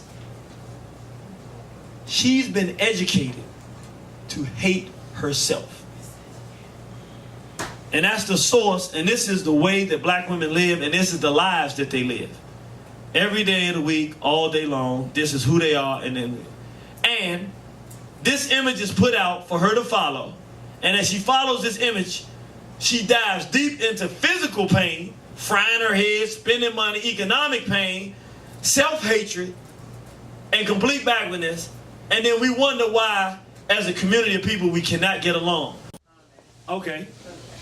I have a niece, and it's very interesting when you show the children picking the black doll or the white doll. And I mean, that was just so prevalent because I took the kids to buy toys, and we had a little discussion, and I said, you cannot buy a white doll. I will not. No, that's fine. I will not buy a white doll. And a little closer. I'm close. That's close enough? Oh. Yeah. I said I will not buy a white doll. So you can pick any toy you want, but it won't be a white doll. She would not buy a doll. She wanted a doll. Wow. But she would not buy a doll. She looked at all the dolls and she pulled out one that had, well, it really was a black doll, but it looked so white that I wasn't buying that either. So not buying that. So she refused to buy it all. She couldn't even find the toy because she would not buy a black doll. And the one thing she said to me is, you don't like white folks. And I said, no, you hate white folks. No, you don't like white folks. I said, no, not particularly, I don't. And she was just like, she said, you're racist because you don't like white folks. I said, okay. But she's 7. So she's 7, and so that is what our kids are getting today. They're still in that mindset. So, I mean, I know that the young lady did that survey a couple of years ago, but the kids are still today getting that. So I just wanted to. We didn't start till 11:30, so we still will be in our 2-hour time frame. So we looking good. Y'all all right? We ready? We good to go. All right, let's look at a real case study where we can literally see, right, many of us in our lifetime, we saw what self-hatred does. Here you had the Williams sisters, whose father loved them and made them into champions. You look at them when they were young, what they got in their hair. Natural hair color, going up, beating up on all these white folks. Now, if they had maintained this look and the sense of self and worth and value, not only would they have been champions and beaten white folks, but just like Muhammad Ali, they would have been able to beat up white folks, make millions of dollars, walk before the world as champions, then they could talk about how they beat them and why they beat them, which would have made every black girl in the world want to change her hair to be like them, want to talk like them, want to walk like them. Every dark-skinned black girl in the world would have felt a sense of liberation. They're champions. If these young ladies would have exemplified intelligence and decency, every black girl would have felt value all across the planet. I mean, it would have been a ripple effect. Black women would have been taking out the fries and dyes. You have so much natural hair around the world, it'd be incredible.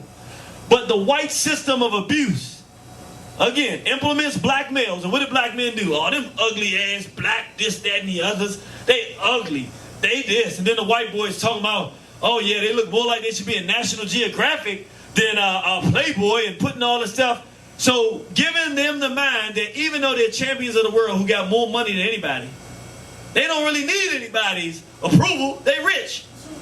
They feel empty on the inside, the feeling of no value. And so, because we're not, as black men, jumping in and telling them that they're beautiful, putting them on our own beauty standards with their naturalness and telling them to continue that, no proper guidance culturally. Their father was good as making them champions, but he didn't understand who he was. He don't understand his enemy well enough to know how to fight him. If he did, one thing I got to say about that brother, if he knew and understood, he don't like white folks. He came out and said, I hate white folks because they hated me all my life. But he don't know what to do about it. Not only could he have made them champions, he could have made them race women that could have led our women out of self-hatred, but he didn't know how to do it. I'm not blaming him, but I'm just saying that's why we got to educate each other, because he would have done it, because he felt that way in the champions he made them. But we see it's slowly happening. Now they don't feel beautiful, they don't feel valuable, now they got to take off a little bit of clothes, show more and more skin. Now they got to change their hair up. They're not natural no more. You know, they got to go further and further away from that. Now they got to strip all the way down. Now the mama just can come out now. Now they got money. Now They can really do what they want. The little girl with the dog. I won't be white. I can afford to be white now. Now they literally look like white females, except the fact you know who they are. And then they just go all the way. Now I have no value. So now I'm the richest woman on the world, black in my community. I'm champions of the world. You would think that they would be the most elegant, confident, gloating with confidence. I mean, they beat up on crackers every day. Imagine if we got the chance to go beat up on white folks like they do. I mean, they beat up on white folks all the time. Yeah, she walked out in public with this. This is in public, and yeah, but she's actually in public with her, well, with her white so-called Jew. You know, the mind manipulated, twisted. These are their boyfriends now, or were their boyfriends? Anglo-Saxon. No, he's not Anglo-Saxon. He's a small-head white so-called Jew. He looked like an Anglo-Saxon, so he'll fool you. No, this one is a white so-called Jew here from the Caucasus Mountain, you know. And what we see is the self-hatred and the resentment for black men for talking about how ugly they were and brutalizing them as youth.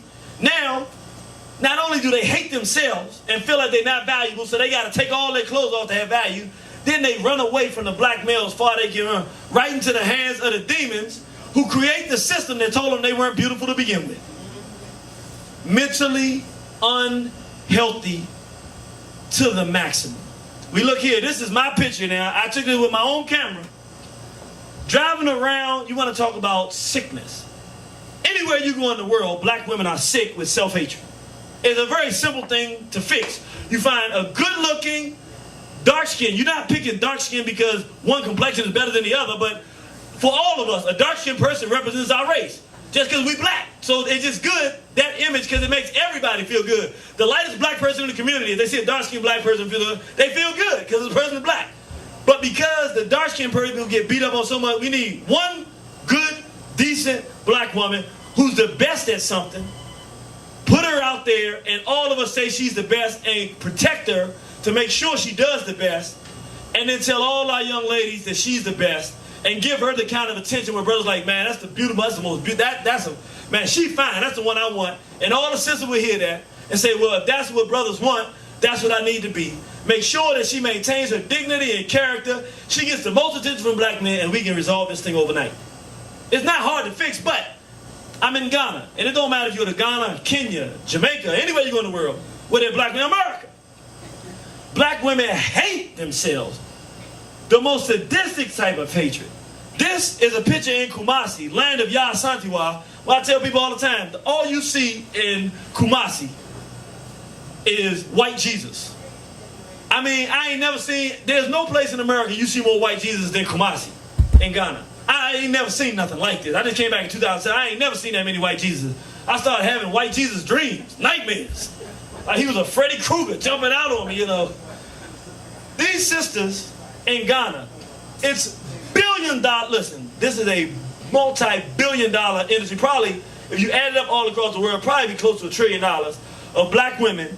The Ambi, they got something over there called Naima, all these skin whitening products because they don't want to be like, and all of them are straightening their hair, and all of them are coloring their hair brown and all this, and trying to get contact stuff. This is a billboard in Kumasi.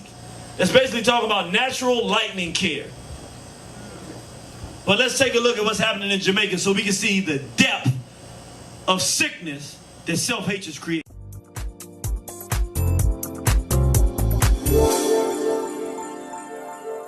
The disturbing trend of skin bleaching in Jamaica is on the increase across the whole of the island. Although its practice is mainly found in the poorer inner city garrison communities, where unemployment and the lack of basic literacy is rife, and where the ethnic majority of these communities are of African descent. The creams are illegal to buy over the counter, but their availability is now more accessible than ever. The Jamaican government is having a hard time stemming the flow of these products from entering the country.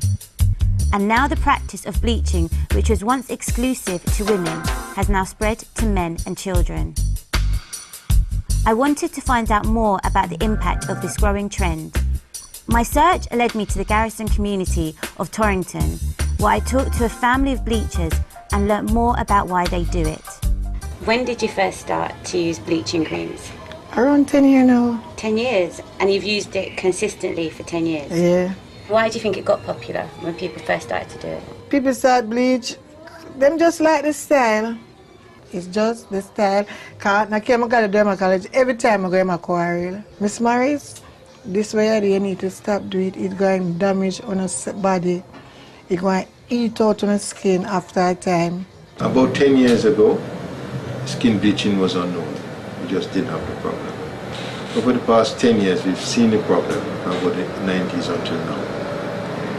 What happened is that something changed in the practice of dermatology in Jamaica and in a lot of countries, where ladies realized that they could use creams that were used for other things. And these creams, which were steroids basically, had the effect of causing hypopigmentation, that is lightening of the skin. And this was a side effect from these steroid creams, and they realized this, so they started to use these creams in order to get a lighter color. If you did know someone in your community that had skin cancer, would that make you stop? Yes, me really see somebody where it do, I really stop, because I don't want it to do me that. I know you let your daughter bleach. Do you not have a problem with her doing it? No, I don't have a problem with her. Even for their own health reasons? Nothing? No, Michelle, I don't have no problem with her. If I bleach long time, I can't have count too much years. I can bleach and stop and bleach and stop. So they give me a bust from my hand. Some patients apply it around the eyes, which can lead to glaucoma. But if they apply it to their whole body, they can absorb enough steroid cream that could lead to diabetes or high blood pressure or something we call Cushing syndrome, where the face becomes round and they develop a pad of fat at the back of your head and the back of your neck, and this can be quite disfiguring. Do you think the creams should be illegal? Because they're illegal to buy here unless they're on prescription. It sell in the wholesale in my town. And them catch you now wholesale buy this, I'm going to lock you up. But I will go in there, when I ball it out. People them know what bleach them now wholesale. Because if them still gloves up, them know say rubbings will come by. Nothing sell hard that town like rubbings and ear and clothes. Even food not sell hard like bleaching. I lay it up every day I talk, say, oh, if you have 150, we are run go buy one of them here. Them say beauty bring pain and a style one, so I have to bear it.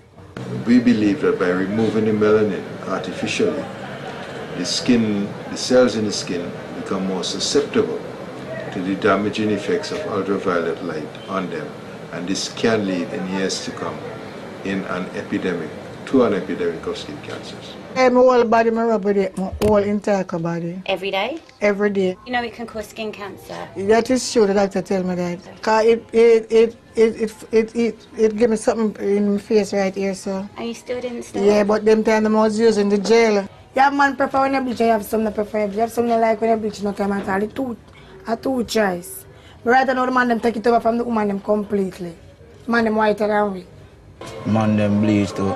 Attract the girl them. That them can get more girl and them things. So how long have you been bleaching for? From about 13. And you do it every day? Yeah, 2 times a day. And you rub everywhere or just your face? Just my face. If you ever go through the streets of Kingston, you'll find a lot of girls they call vampire. Their skin cannot take the heat of the sun, and so they only go out in the early mornings or at night, because the skin itself is so sensitive to sunlight. And these people actually face a very serious problem. Can you go out into the sun? Yeah, I'm going out the sun off. I walk up and down, the sun have nothing to do. As I'm saying, walk out the sun, you sweat, better for your skin, peel off more better. If you're cool, you not do nothing, not jerk you. Well, bleach now, we come out now, we have our socks, with tights and our pants, and sometimes we have our 4 shorts. Even from this, 4 of them things, yeah, hold gloves up. Then we have to take all the plastic and wrap up our skin, come way up, our belly. So you know, walk now, straight and by 5 minutes now, just take it off. Go in the bathroom with warm water. Lean back in there, so the dead skin of them rise off. So you know, later the dance, I read that in the video. But I can't talk to you again, white. If you could have been born brown, would you have been, or would you have been born the way you are? If you had a choice? As I say, if you have a colour, I'm still a tone. I mean, people in you have a colour, still tone. So it make no sense. So it's like a fashion thing? Right. But every time they're born, you know, you just say, stop rubbing and by next week again I do that. People believe that if you have a fairer skin, it's easier for you to get a job, it's easier for you to get business breaks, it's easier for you to get married, etc.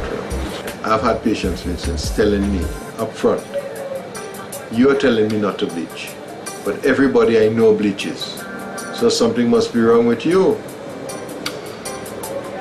It's very simple. If you sit down with smokers, they'll tell you nothing is wrong with smoking. As I left Jamaica, I was saddened by what the Morris family had shown me and alarmed at how acceptable this dangerous practice has become. But given the many arrests for the sale of bleaching lotions in Britain, it seems they might be a tiny part of a worrying global trend.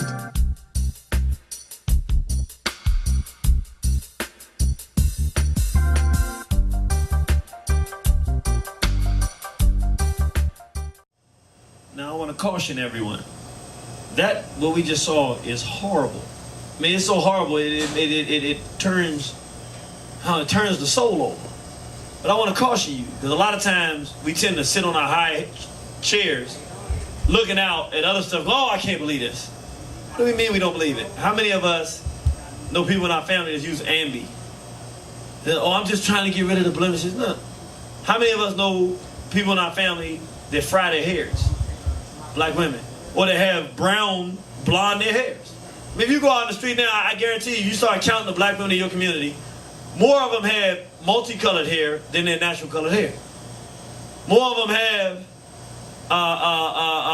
non-natural hair. I mean, it's not even comparable. It's not even a comparison. Probably 80% of it's the same thing, self-hatred. It's just a different way it comes out. But black women have been doing this, trying to lighten their skin for years in America. They just use a different type of product, and they don't call it skin lightening cream, but it is Ambi. That's what it is. It ain't about no blemishes. It's about trying to be lighter. I mean, I know people who have told me straight up, look, my whole life, from I was 5 to 15, I used Ambi trying to make myself lighter. And my parents told me to do it. I mean, right here in America, I ain't them no. So, and it's more important to understand, the Jamaicans are doing that because they're following our lead. Who is it that puts the Beyonce out there and makes her look like she's the ideal? So if that's what you're chasing, if what black males tell black women is the standard of beauty and what she should be is a white female, then the black woman who's a good listener is going to try to be a white female. She's going to do everything in her power to do it. Then we sit in a room like this and go, all these people, I can't believe it. What do you mean we can't believe it? We're asking our women to do it. We're telling our people with the N-word that we have no value. We're rewarding poor behavior in black women, whorish behavior. Not rewarding decent black women who are really committed to their men. We're rewarding non-natural hairstyles and non-natural practices of being an African. We beating that, we reward that. When a woman does something natural, then we talk, she cut her hair in a natural style, you bald-headed, you like a man. Everything that we do supports this. I mean, right here in America, we are supporting the rest of the world doing this, and then we act when we see it like we don't understand what's going on, when right in our own communities, there's a light-skin, dark-skin war going on every day. And you talk to a light-skinned person who grows up in a community who the dark-skinned girls hate her. All she wants to do is be black. But they hate her because guys like her because she's light-skinned. And she's like, I don't have nothing to do with this. I'm just black. So you talk to the light-skinned person getting beat up. Then you talk to the dark-skinned person who is brutalized every day. I know a brother said that when he was around, he was young when Roots came out. He walked into his classroom the day after the first Roots, and somebody threw a banana. And then somebody yelled out, Kunta! He said he got tortured when Roots was on. So I say, no wonder we surprised that black people hate being black, and then we torture black people. You pretty for a dark-skinned girl. Man, how many times we done heard that? But that's ridiculous. The implication is that dark-skinned people are ugly. But, oh, you're a little different. You're dark-skinned, but you're actually pretty. It's a ridiculous statement. It's the people that hate themselves. It's a race of people that have been taught to hate themselves. It's easy to fix. All it requires is proper education. It's easy to fix.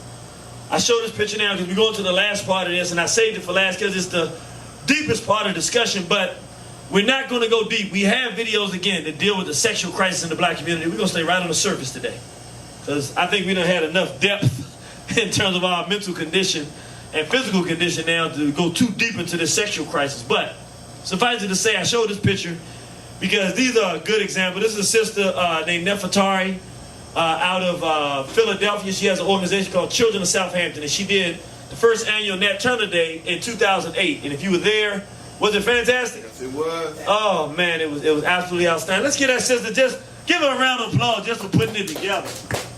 I want to clap myself. How many of you all have heard of Sister Autumn Ashani? She's 11 now, but at 8 years old, I think 7 or 8 years old, she had done 7 years old, she did a poem called White Nationalism. It was called White Nationalism. And basically she was talking about Columbus and the whites who destroyed black people and how we need to stand up for ourselves and realize that they're not our friends. I put them up here because they both represent, they look so much alike, look almost like twins, like mother and daughter, don't they? But they represent the healthy mind of black people we talked about before, who recognize who they are and what their purpose are, and also recognize that they have enemies. And we can see, at 7 years old, she was doing that. Well, guess what? People always tell you, nah, if you on that black stuff and everything, that's not healthy. Not healthy? How about she's 11 years old, just graduated high school, and now the people in Cuba are talking about letting her come down to become a doctor. 11 years old, graduating high school. Because she knows who she is. She knows who her enemies are. She knows that her job is to be the best she can possibly do, and quite frankly, she's just a genius. And she's using it for her race, not against her race. These are examples of two sisters who are doing that. The sister, Nefertari, brilliant sister, beautiful sister. Could be doing anything, making lots of money, but is dedicating her time to trying to help black people do something. And to having Nat Turner Day by itself, anytime you say the name Nat Turner, you've already identified the enemy if you say it in a positive light. We're going to talk about the sexual crisis we're in. We're not going to get deep into what I'm about to show you here, but I am going to show you this just for a moment because we're going to, later in our later classes, we're going to do some high-level discussions. And we're going to get really in-depth in what's going on in the white mind to understand our enemy on a deep level. It's some real dangerous territory, though, because this kind of stuff can drive you a little bonkers because you realize you're dealing with a real demon when you're dealing with Europeans. So we only going to touch on the surface today. We're not going deep. But it's important as we understand the sexual crisis in the black community to understand the nature, the sexual nature of the European. What we're about to look at is something we call the white sex continuum. And basically the white sex continuum is just the intellectual makeup of the European. It's not about sex. His entire makeup is surrounded with sex and aggression.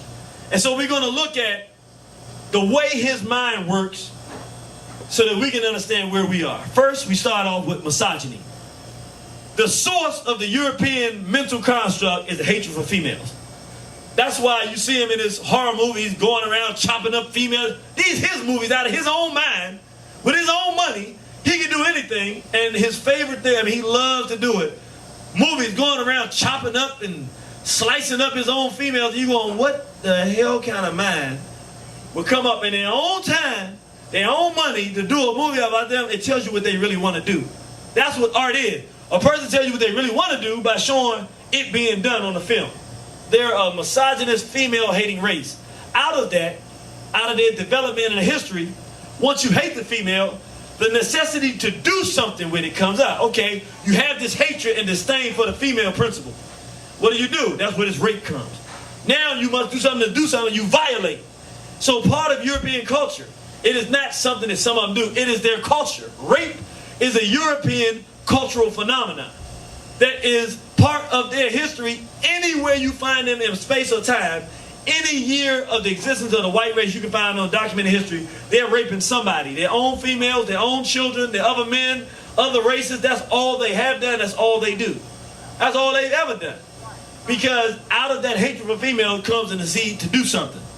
Out of that grows a more sick, not that it is right or there's any amount of acceptability in raping a woman, but they go to a next level of it where violating a female is not enough. They become so in love with violation and a sexual conquest and brutality that now they want to violate something. So it ain't about a physical sex thing, it's about violating stuff.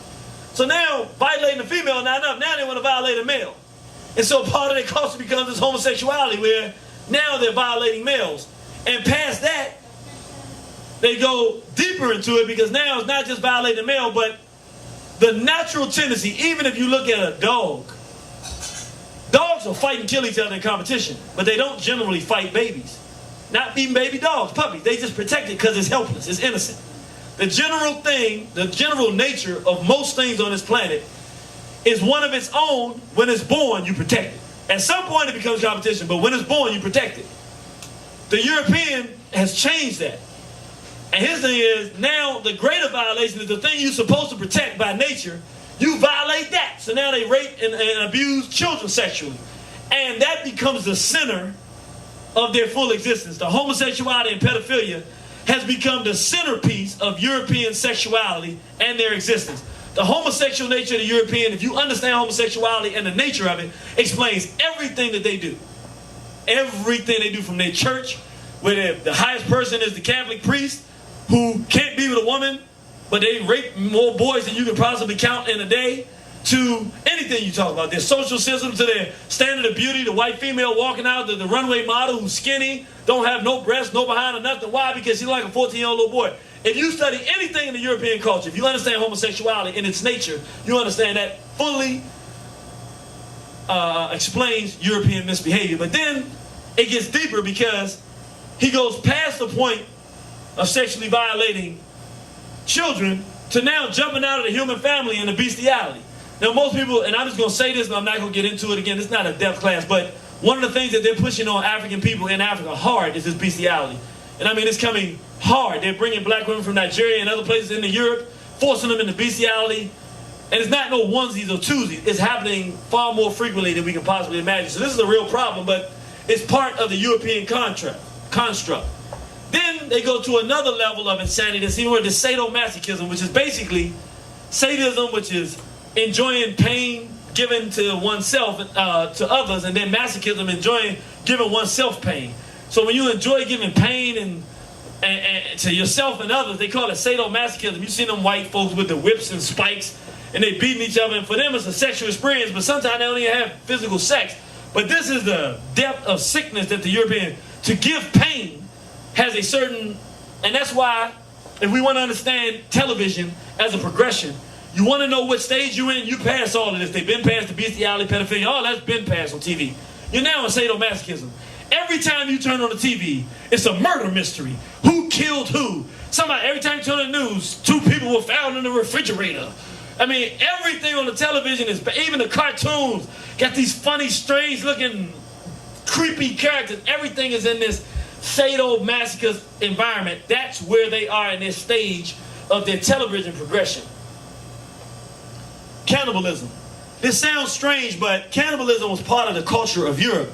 And we don't understand that we've been seeing it, but it's part of the European nature to self-consume, to destroy itself. So when we saw them lynching us during Reconstruction and after, in the 20s and 30s, doing Jim Crow, and then after they would burn a black man alive, they would cut the body parts off. And sometimes they would have ketchup and stuff out there. They would eat parts, but they would also sell the body parts. But they would eat the parts right there. This is part of the savagery of their whole. That's why when they have a movie like Silence of the Lambs, it can be so interesting, because they're doing what they do best. Something that's deep inside of them, but again, as a consequence of being around us, they become more healthy. So they don't do that stuff out in the open, but this is part of their history. And then it goes to the deepest part, which might not seem like it, but the deepest part of the European mentality and development is that they get to the point in their sickness where, as opposed to just doing all this stuff to one another, they get together collectively and go around the world and find other groups of people to do this to. And that is the most, and then that's the end pretty much, because either they get rid of them people or them people get rid of them. That's how that thing ends itself up. So what happens with black people, normally when they come around a group of people, they rape and torture and then they just kill you. But because we've been able to sustain life so long and been around for a couple thousand years, now in the process of destroying us, instead of just killing us and exterminating us, now they're forcing us to go through their transformation on the way to extermination. So they got us hating our women with their hip-hop videos and talking down about black females. They got us raping and torturing and molesting our own children. Homosexuality all around the African world. They're getting us doing that. They're putting us into the bestiality and this pornography and stuff like that. They're creating wars where we chopping each other's bodies up. And in the Congo, they got brothers going over there murdering and raping women. They're creating this sadomasochism. And a minor genocide where we're committing acts of suicide, like Rwanda, where they call it genocide. No, that's suicide, where we're killing ourselves. These are microcosms of the larger genocide that they intend to come and bring on us. So they're putting us through their system of development, but they're forcing us through it, and we're seeing all of this sick madness that's in the mind of the European is becoming part of black people's normal everyday behavior, where it's nothing strange to meet a black woman who was sexually abused when she was 5 years old. You would think that that's crazy, but it's very normal and standard in the world we live in, because that's the world that we do live in. In fact, just tell a quick story and then we'll move into this, but had a sister that I talked to just this week, and she said it was just vindicating to be able to talk to somebody who understood. She have a husband, she married to the man now, had a son in the house. Her son comes down the steps. She comes down the steps late at night one night, and the son runs out the room. Long story short, there's evidence of some type of something going on the couch, and it's her husband and her 11-year-old son. And nobody wants to talk about it or anything, so we talked it through, and she did the right thing, though. She didn't just sit around and let it happen. That individual, after that night, that was the last night he spent in that house, and there was no definitive proof. The son won't talk, but she was beating herself up brutally. And I said, sister, let me explain something to you. I would be mad at you if when you saw that, you didn't do anything. But you did what you could do. She said, but I saw this sign, and all the signs you were talking about were things you could not even begin to think would lead to something like this. I said, you wouldn't have known that. Don't beat yourself up. There are monsters and predators out here that hide themselves well, and they do this stuff. You did the right thing. When you definitively saw something that looked like something was going on, you brought it to the table, you investigated. The police won't help her because there's a lesbian involved in at the police station who's supposed to be doing the checking out the investigation, and because this guy's probably funny, she won't do nothing to help, so she's fighting against her. So it's a bad situation, but the sister felt so good to know that there are people out here that want to do something about it and won't just ignore that it's happening. And she's not crazy, because all the people are trying to tell her not to talk about it and forget it and put it past her. But she's like, my son is 11, and if I don't do something to help him, I don't know where it might lead him. So she's working to help him. So we talked and we worked on that. We sent her some videos. Say, look, start with this one, the feminization. Then after that, go into predator mess. See if you can slowly get him to start talking about it and open up, because then it's at the point that he admits what has happened and realizes it wasn't his fault. He wasn't an active participant. He was a victim, that you can begin to start doing something. So we're working to do that, and people can do something about it, but the bottom line is, that's an everyday story. It's just that most times when it does happen, people will ignore it. The parents turn it back because it's such an ugly reality. Now, in talking about black health, a positive and cooperative family environment where male and female interaction is positively maximized. We talked about that. That is necessary for black health. A sexual experience, and this is why it's so important for us to touch on this when we're talking about health and why we put sex in here. A sexual experience is one of the few things that can maximize the physical, mental, and spiritual health of a person. If you're talking about feeling physically good, mentally feeling good about what's occurred, and spiritually, that invisible thing inside of you just feeling free, there's nothing that gets closer to all of those at the same time than a positive sexual environment. That's why a man and a woman who love each other, involved in that, is a wonderful thing. Not only can it bring a child, but it's just a beautiful form of communication. We thank the Creator, we thank Abba for that. But as much as it is wonderful, if it is corrupted, just like when it's great, it deals with the physical, mental, and the spiritual, and maximizes them. The same thing happens if it's corrupted. It corrupts all those things at the same time.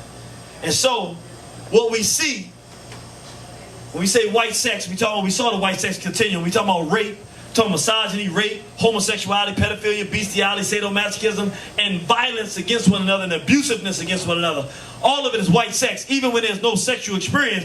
When a mother is saying, you little N, you this, it is part of the white sex environment, because it is mental torture and masochism, because that's your child, which is part of you. You're hurting yourself by hurting your own child. You're destroying yourself and them, and you're getting something out of this pain that you're putting out there. It's masochism, sadomasochism. So we have become very much in our operations to one another like Europeans in this white sex world. The major tool used to destroy the black spirit and create worldwide poor black health is white sex. And the number one thing they do is the child sexual abuse. Whites have instituted corruption in the relationship between black men and women with a primary focus on sexual deviance. Meaning, for black people to be healthy, There's one thing you can do, and that's why they're pushing this homosexuality. They realize they've been going about the destruction of black people the wrong way. If you try to physically kill us, somebody gets up and says, we're going to fight back. If you try to mentally kill us, somebody figures out and start having education forums. But once you sexually ravage a person, it takes them to have an education to understand why it happened, and the mental and spiritual fortitude to fight the pain of what's happened. But most importantly, it's not just mental and physical. Even though the physical can lead to them having a disease, or they can damage children's organs and all that, but the real thing that it targets is the spirit. The natural thing inside the person is supposed to be developed, to feel a sense of self, to feel good about oneself, is that thing inside of us is the spirit. Sexual abuse targets more than the mental, more than the physical. It targets the spirit. So even a person who has learned why this happens, which is part of the healing, the mental part. I understand this is a sickness that people have. I was not at fault. It does have healing value. Even a person who physically is not harmed by what happened, they walk away from it, no disease, nothing of that nature. The spirit is impacted, period. Now, why it does, I'm not a scientist, or I didn't create this. God made the world the way it is. I can't explain exactly why it's like that. I know through observation that there's nothing that can be done to stop the fact that the spirit is negatively impacted by sexual abuse. There's nothing that can be done to stop the fact that the spirit is impacted. You can do something to help revitalize the spirit, but what I'm saying is, once someone is sexually abused, their spirit has been targeted and hit. It's a direct hit on the person. The most direct hit on any group of African people is a sexual abuse. And so Europeans are promoting it, the homosexuality, because they know that leads to pedophilia, because homosexuals are pedophiles by definition of their existence and origins. That's why they're promoting it all around the world, because they say we can really kill these people now, because once they kill the spirit, then the deepest part of the people, the person, our ancestor, was the soul. The soul is basically what we call self-respect, meaning you might have a person that don't have a lot of information and all that, but don't go with them and try to take something from them. Because they just, you don't take nothing from me, dude. He might not have no knowledge, but he just got self-respect, you know. He's not going to let nobody, this sister just not going to let nobody walk over him. That's the soul. That's the deepest part of the person, is that at some point you push them to the point, you met them real nice, kind people, but you saw them go off one day because in their soul is something they couldn't tolerate, and you got there, and then they stand up. Well, the thing about sexual abuse is it targets the spirit and is a direct line to the soul. That sense of worth and value, it goes right directly there. And it's nothing to do with the fact that the thing takes a direct hit. It takes a direct hit with sexual abuse. A direct hit. And the person is now imbalanced. No matter what you do, the person is imbalanced. Now, yes, the person can grow out of that. And the person can rebuild themselves and go out here and be healthy. But they still are impacted for their entire life. Doesn't mean that they can't be successful in their life. It just means from that day, for the rest of their life, it is a lifetime sentence. They have to deal with the fact that it happened. You know, you can lie to a person, they can, not believe something, and then once they get the truth, they can go out there, and eventually they might forget about it. Be like, man, I used to be crazy back in the day. There's a lot of things they can get by. Mental, but that spiritual impact that targets their self-respect is if you want to destroy a people, it is black people. It's not the same with Europeans, because they don't really have souls in the same kind of way. They've been doing this for 1,000 years to each other, so it's a little different with them. They're different. But for black people, at our core, wanting rules and law, it slaps against the law. It slaps against us wanting to be clean. Remember we said we want to be clean, and it's an unclean thing. An environment that protects children. Everything that we need to be healthy, it targets directly, and it's a direct hit. And so that is why the European has now focused this war against our people on decency. Because once you kill the decency in black people, essentially you have killed who we are. Because that's what makes us us. We think it's that we're real religious. It's not that we're real religious. They've taken our decency and pushed it into religion. No, we just more decent. We just a decent people. We just an upstanding, proud. That's who we like to be, decent. And they just dirty and dog-like. Worse than dog-like. Dogs don't act as bad as Europeans. Dogs don't try to have sex with humans. They try to have sex with other dogs. European has no comparable thing on the planet. And so next to us, they look and smell as dirty as they are in our good condition. And so they realize to target us is not just to beat up on us, but if they can make us indecent, it's over. Because we no longer exist as a real race of people with a culture and a character. We just a bunch of dark-skinned crackers walking around, mistreating each other, brutalizing, calling each other outside of our name, mentally, physically, and spiritually destroying each other. If you talk about warfare, I mean, what better strategy could they use? Use us to target us in the deepest place inside of us to destroy our own people. And that's what they're doing. Which is why,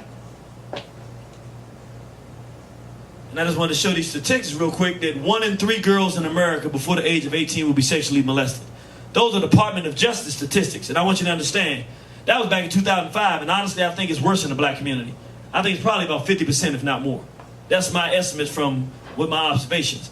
And boys, this is in America now. These are Department of Justice statistics. 1 out of 6 boys before the age of 18. And I also believe with the incarceration and the hip-hop and the environment we're in, that it's much worse. I think it's probably about 1 out of 4. It's about 25% of black brothers are probably sexually abused before the age of 18. So we're talking about an entire race of people who are sexual abuse victims. Not talking about slavery, we're talking about right now. But we're not talking about that slavery, we're talking about this slavery. Which is why the sexual predator in our community is one of the worst Uncle Toms and destructive forces. He is the European in blackface. He is the European targeter of black health in the flesh and in the person. We say the corrupt sexual experience can maximize the disturbance of the physical, mental, and spiritual life of a person. Let's talk about the danger of sexual abuse and why we have to target this as one of our main targets to clean up our community. Let us understand this. I use this example because I think it's probably the best one I found as an analogy.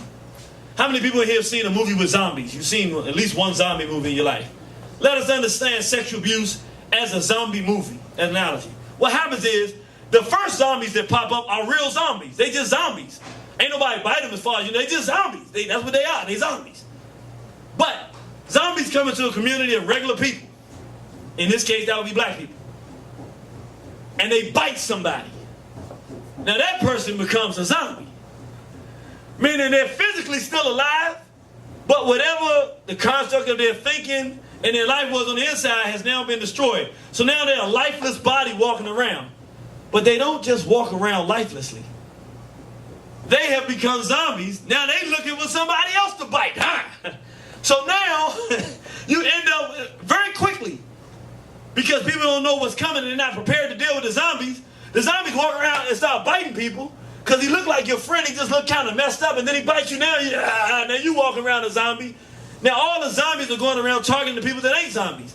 Whether they intend to do it or not, the bottom line is whatever a zombie does to you when he bites you, you go around trying to make other people zombies. So what happens is, you have the people that are still healthy, they look and go, dang, that's my brother. And somebody has to come along and say, no, that's not your brother anymore. He's a zombie. So you have to make an ultimate decision. You don't have a cure for this. He's a zombie. Ain't no cure for the zombie. You either execute him. You see the movies, the zombies coming. It ain't that they can't kill the zombies. Zombies die. You shoot the zombie, he physically dies. Even though he's already dead, if you understand it correctly, he's already spiritually dead. He already dead.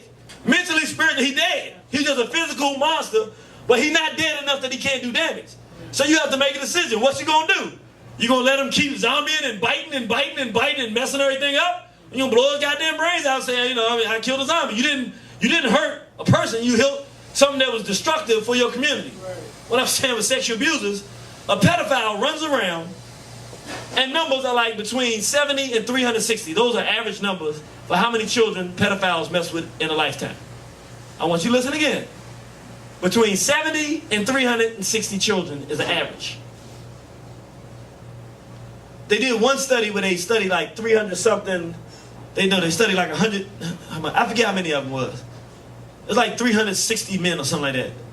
They had incidents of like 150,000 incidents of sexual abuse. So it was like, whatever it was, the average was 360 children per each of these pedophiles. It's exponential.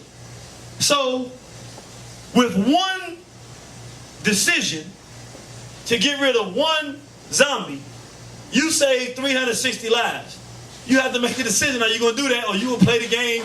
No, I'm going to leave the zombie in his room locked up. Okay, he going to get out the room and he going to make somebody else into a zombie.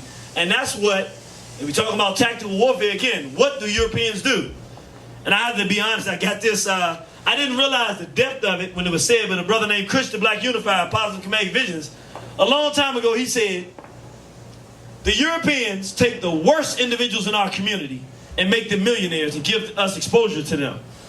And I used to listen to that, I said, that's true. But I didn't really look at it as a war tactic, and then I started to understand what he was trying to convey, what he was saying, the depth of it. I started looking at the masses of them, you know, and I only put a few up here. I mean, Monique now one is admitted to the fact she's been sexually abused. You see her behavior. But Richard Pryor talks about the fact he was sexually abused when he was young. So he never felt like he had any value. And he did what? Came out and used the N-word and made it popular to use the N-word. Why did they choose Richard to make big? Because they knew Richard was damaged, and they knew that Richard could help them damage the rest of us. Richard didn't do it on purpose. And when Richard Pryor came back from Africa and said, I realized I didn't see any ends, and I'm going to stop using that word, and he never used that word again, his career fell off.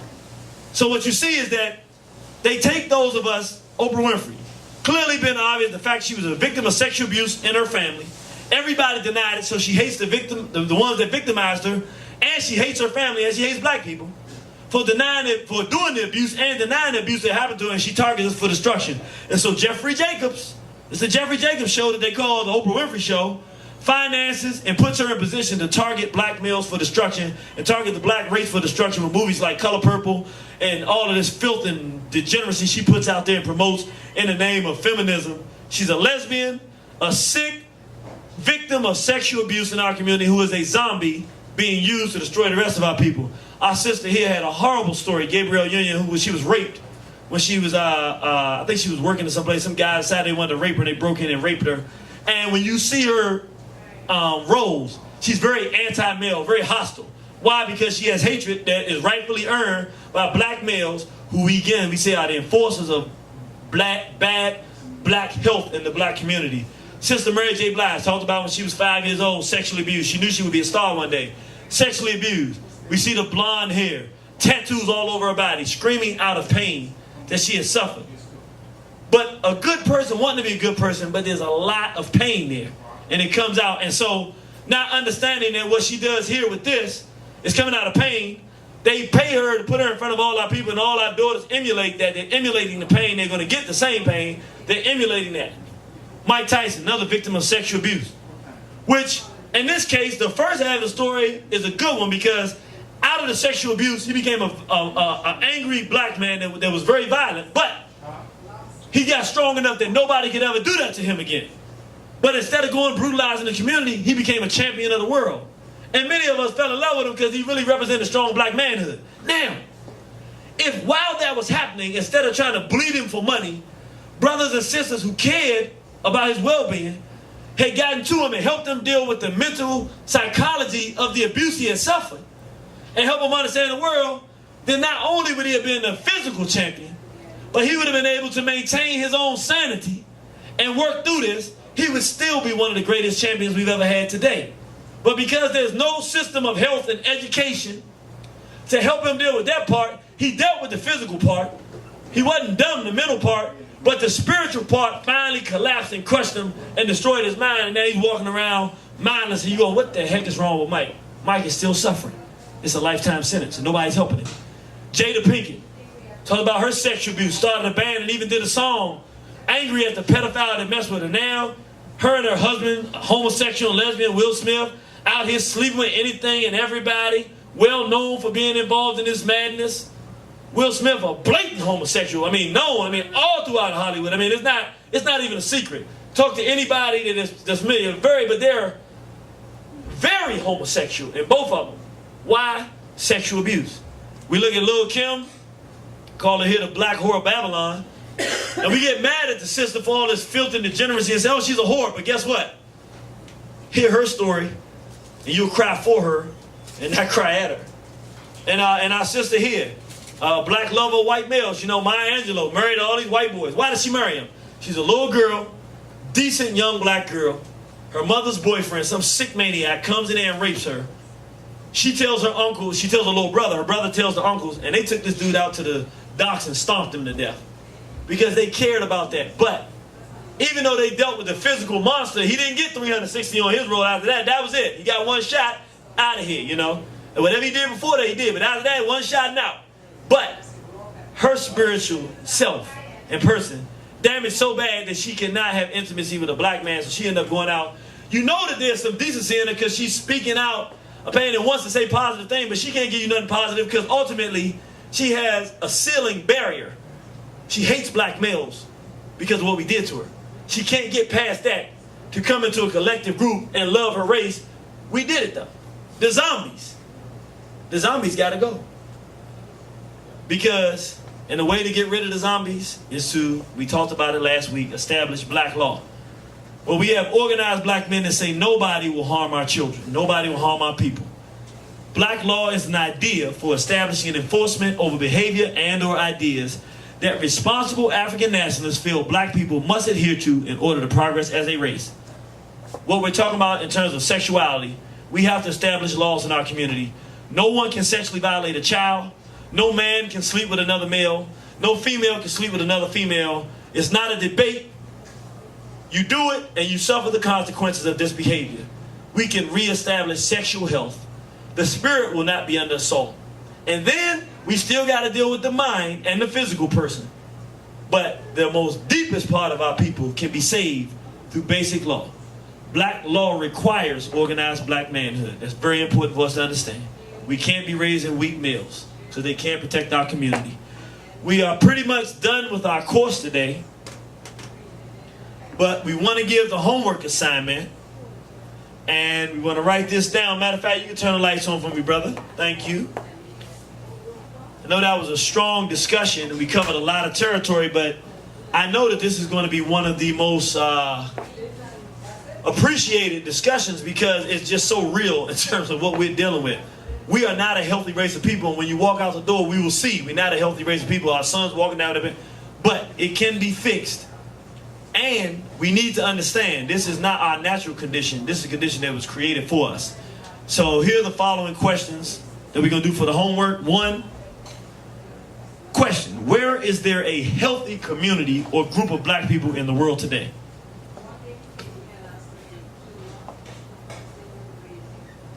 Now you've got your definition of health and what health is. And so answer that in any way you want to.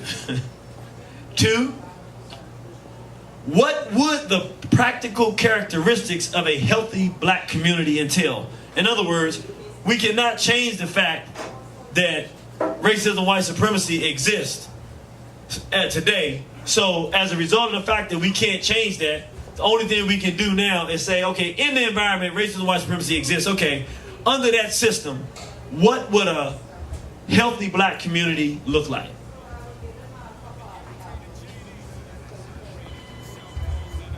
Very personal question.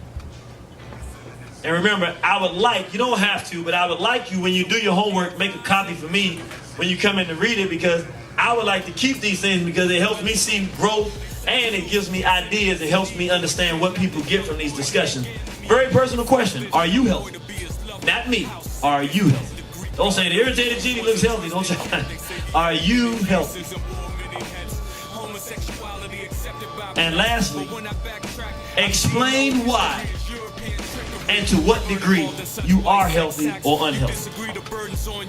And again, it's not something that you have to, you answer that how you want to. You don't have to get super personal if you don't want to, if you don't want to read it. Or let's say you want to answer the rest, but that's too personal. Write it out for yourself though. And keep that part for yourself, because what it'll do is, once you've written, okay, now I can really look at myself, where am I healthy, where am I unhealthy? Then you can start looking, okay, the next logical question, what can I do to help, deal with my issues of health and improve my own health? So I'm gonna leave this up here so you can write it down. I want to thank you all for coming out, and we appreciate you here, and we will see you on the battlefield. Thank you, brothers and sisters. I'm glad it's okay. I like Black Chained down in pain, somehow they survive. Although he feminized by the white bandits, death and disease left some slaves stranded, floating in the ocean where their bodies were examined by the shark. And in the dark they would follow, waiting for a taste of this human cargo. Those sharks didn't swallow or put on sex farms, made it and forced to use white sex norms. Incest, sex with your cousin or your sister. How could you forget all that they done to us? Am I wrong for fighting this 10,000-pound gorilla in a song? Bring it on. Am I wrong for fighting this 10,000-pound gorilla in a song? Bring it on. Am I wrong for fighting this 10,000-pound gorilla in a song? Bring it on. Am I wrong for fighting this 10,000-pound gorilla in a song? Bring it on. James Baldwin and William Styron were interracial homosexual lovers that decided to architect and construct a new version of Nat Turner's life that will marginalize them. Damn, James, how you do that? Team up with a cracker to downplay what Nat did with an axe to the master. You knew when Nat Turner meant the blacks. I read your poems, you had your hands on the pulse of the people. It seems that Nat Turner represent the dangerous road before Martin King. Maybe you should review the roots. A literary genius, why'd you let this William come between us? Nat Turner lives and he'll always be seen as the meanest slave ever, the cracker beheader. Am I wrong for fighting this 10,000-pound gorilla in a song? Bring it on. Am I wrong for fighting this 10,000-pound gorilla in a song? Bring it on. Am I wrong for fighting this 10,000-pound gorilla in a song? Bring it on. Am I wrong for fighting this 10,000-pound gorilla in a song? Bring it on. NAMBLA, the North American Man-Boy Love Association, teamed up with gays and fought for rights. They all sick, one and the same. They think it's okay to screw boys at 14. They gone insane. Jump shot, dribble, bounce pass. It's all the same game. Blow the whistle. They foul fags more than a little. Hey, why are we practicing their sex rituals? Some say I'm spewing hate. I say they used African babies as alligator bait. Let me navigate up to 2008, 2009, 2010. They selling black kids to homosexual men and lesbos too, man. We gotta step in.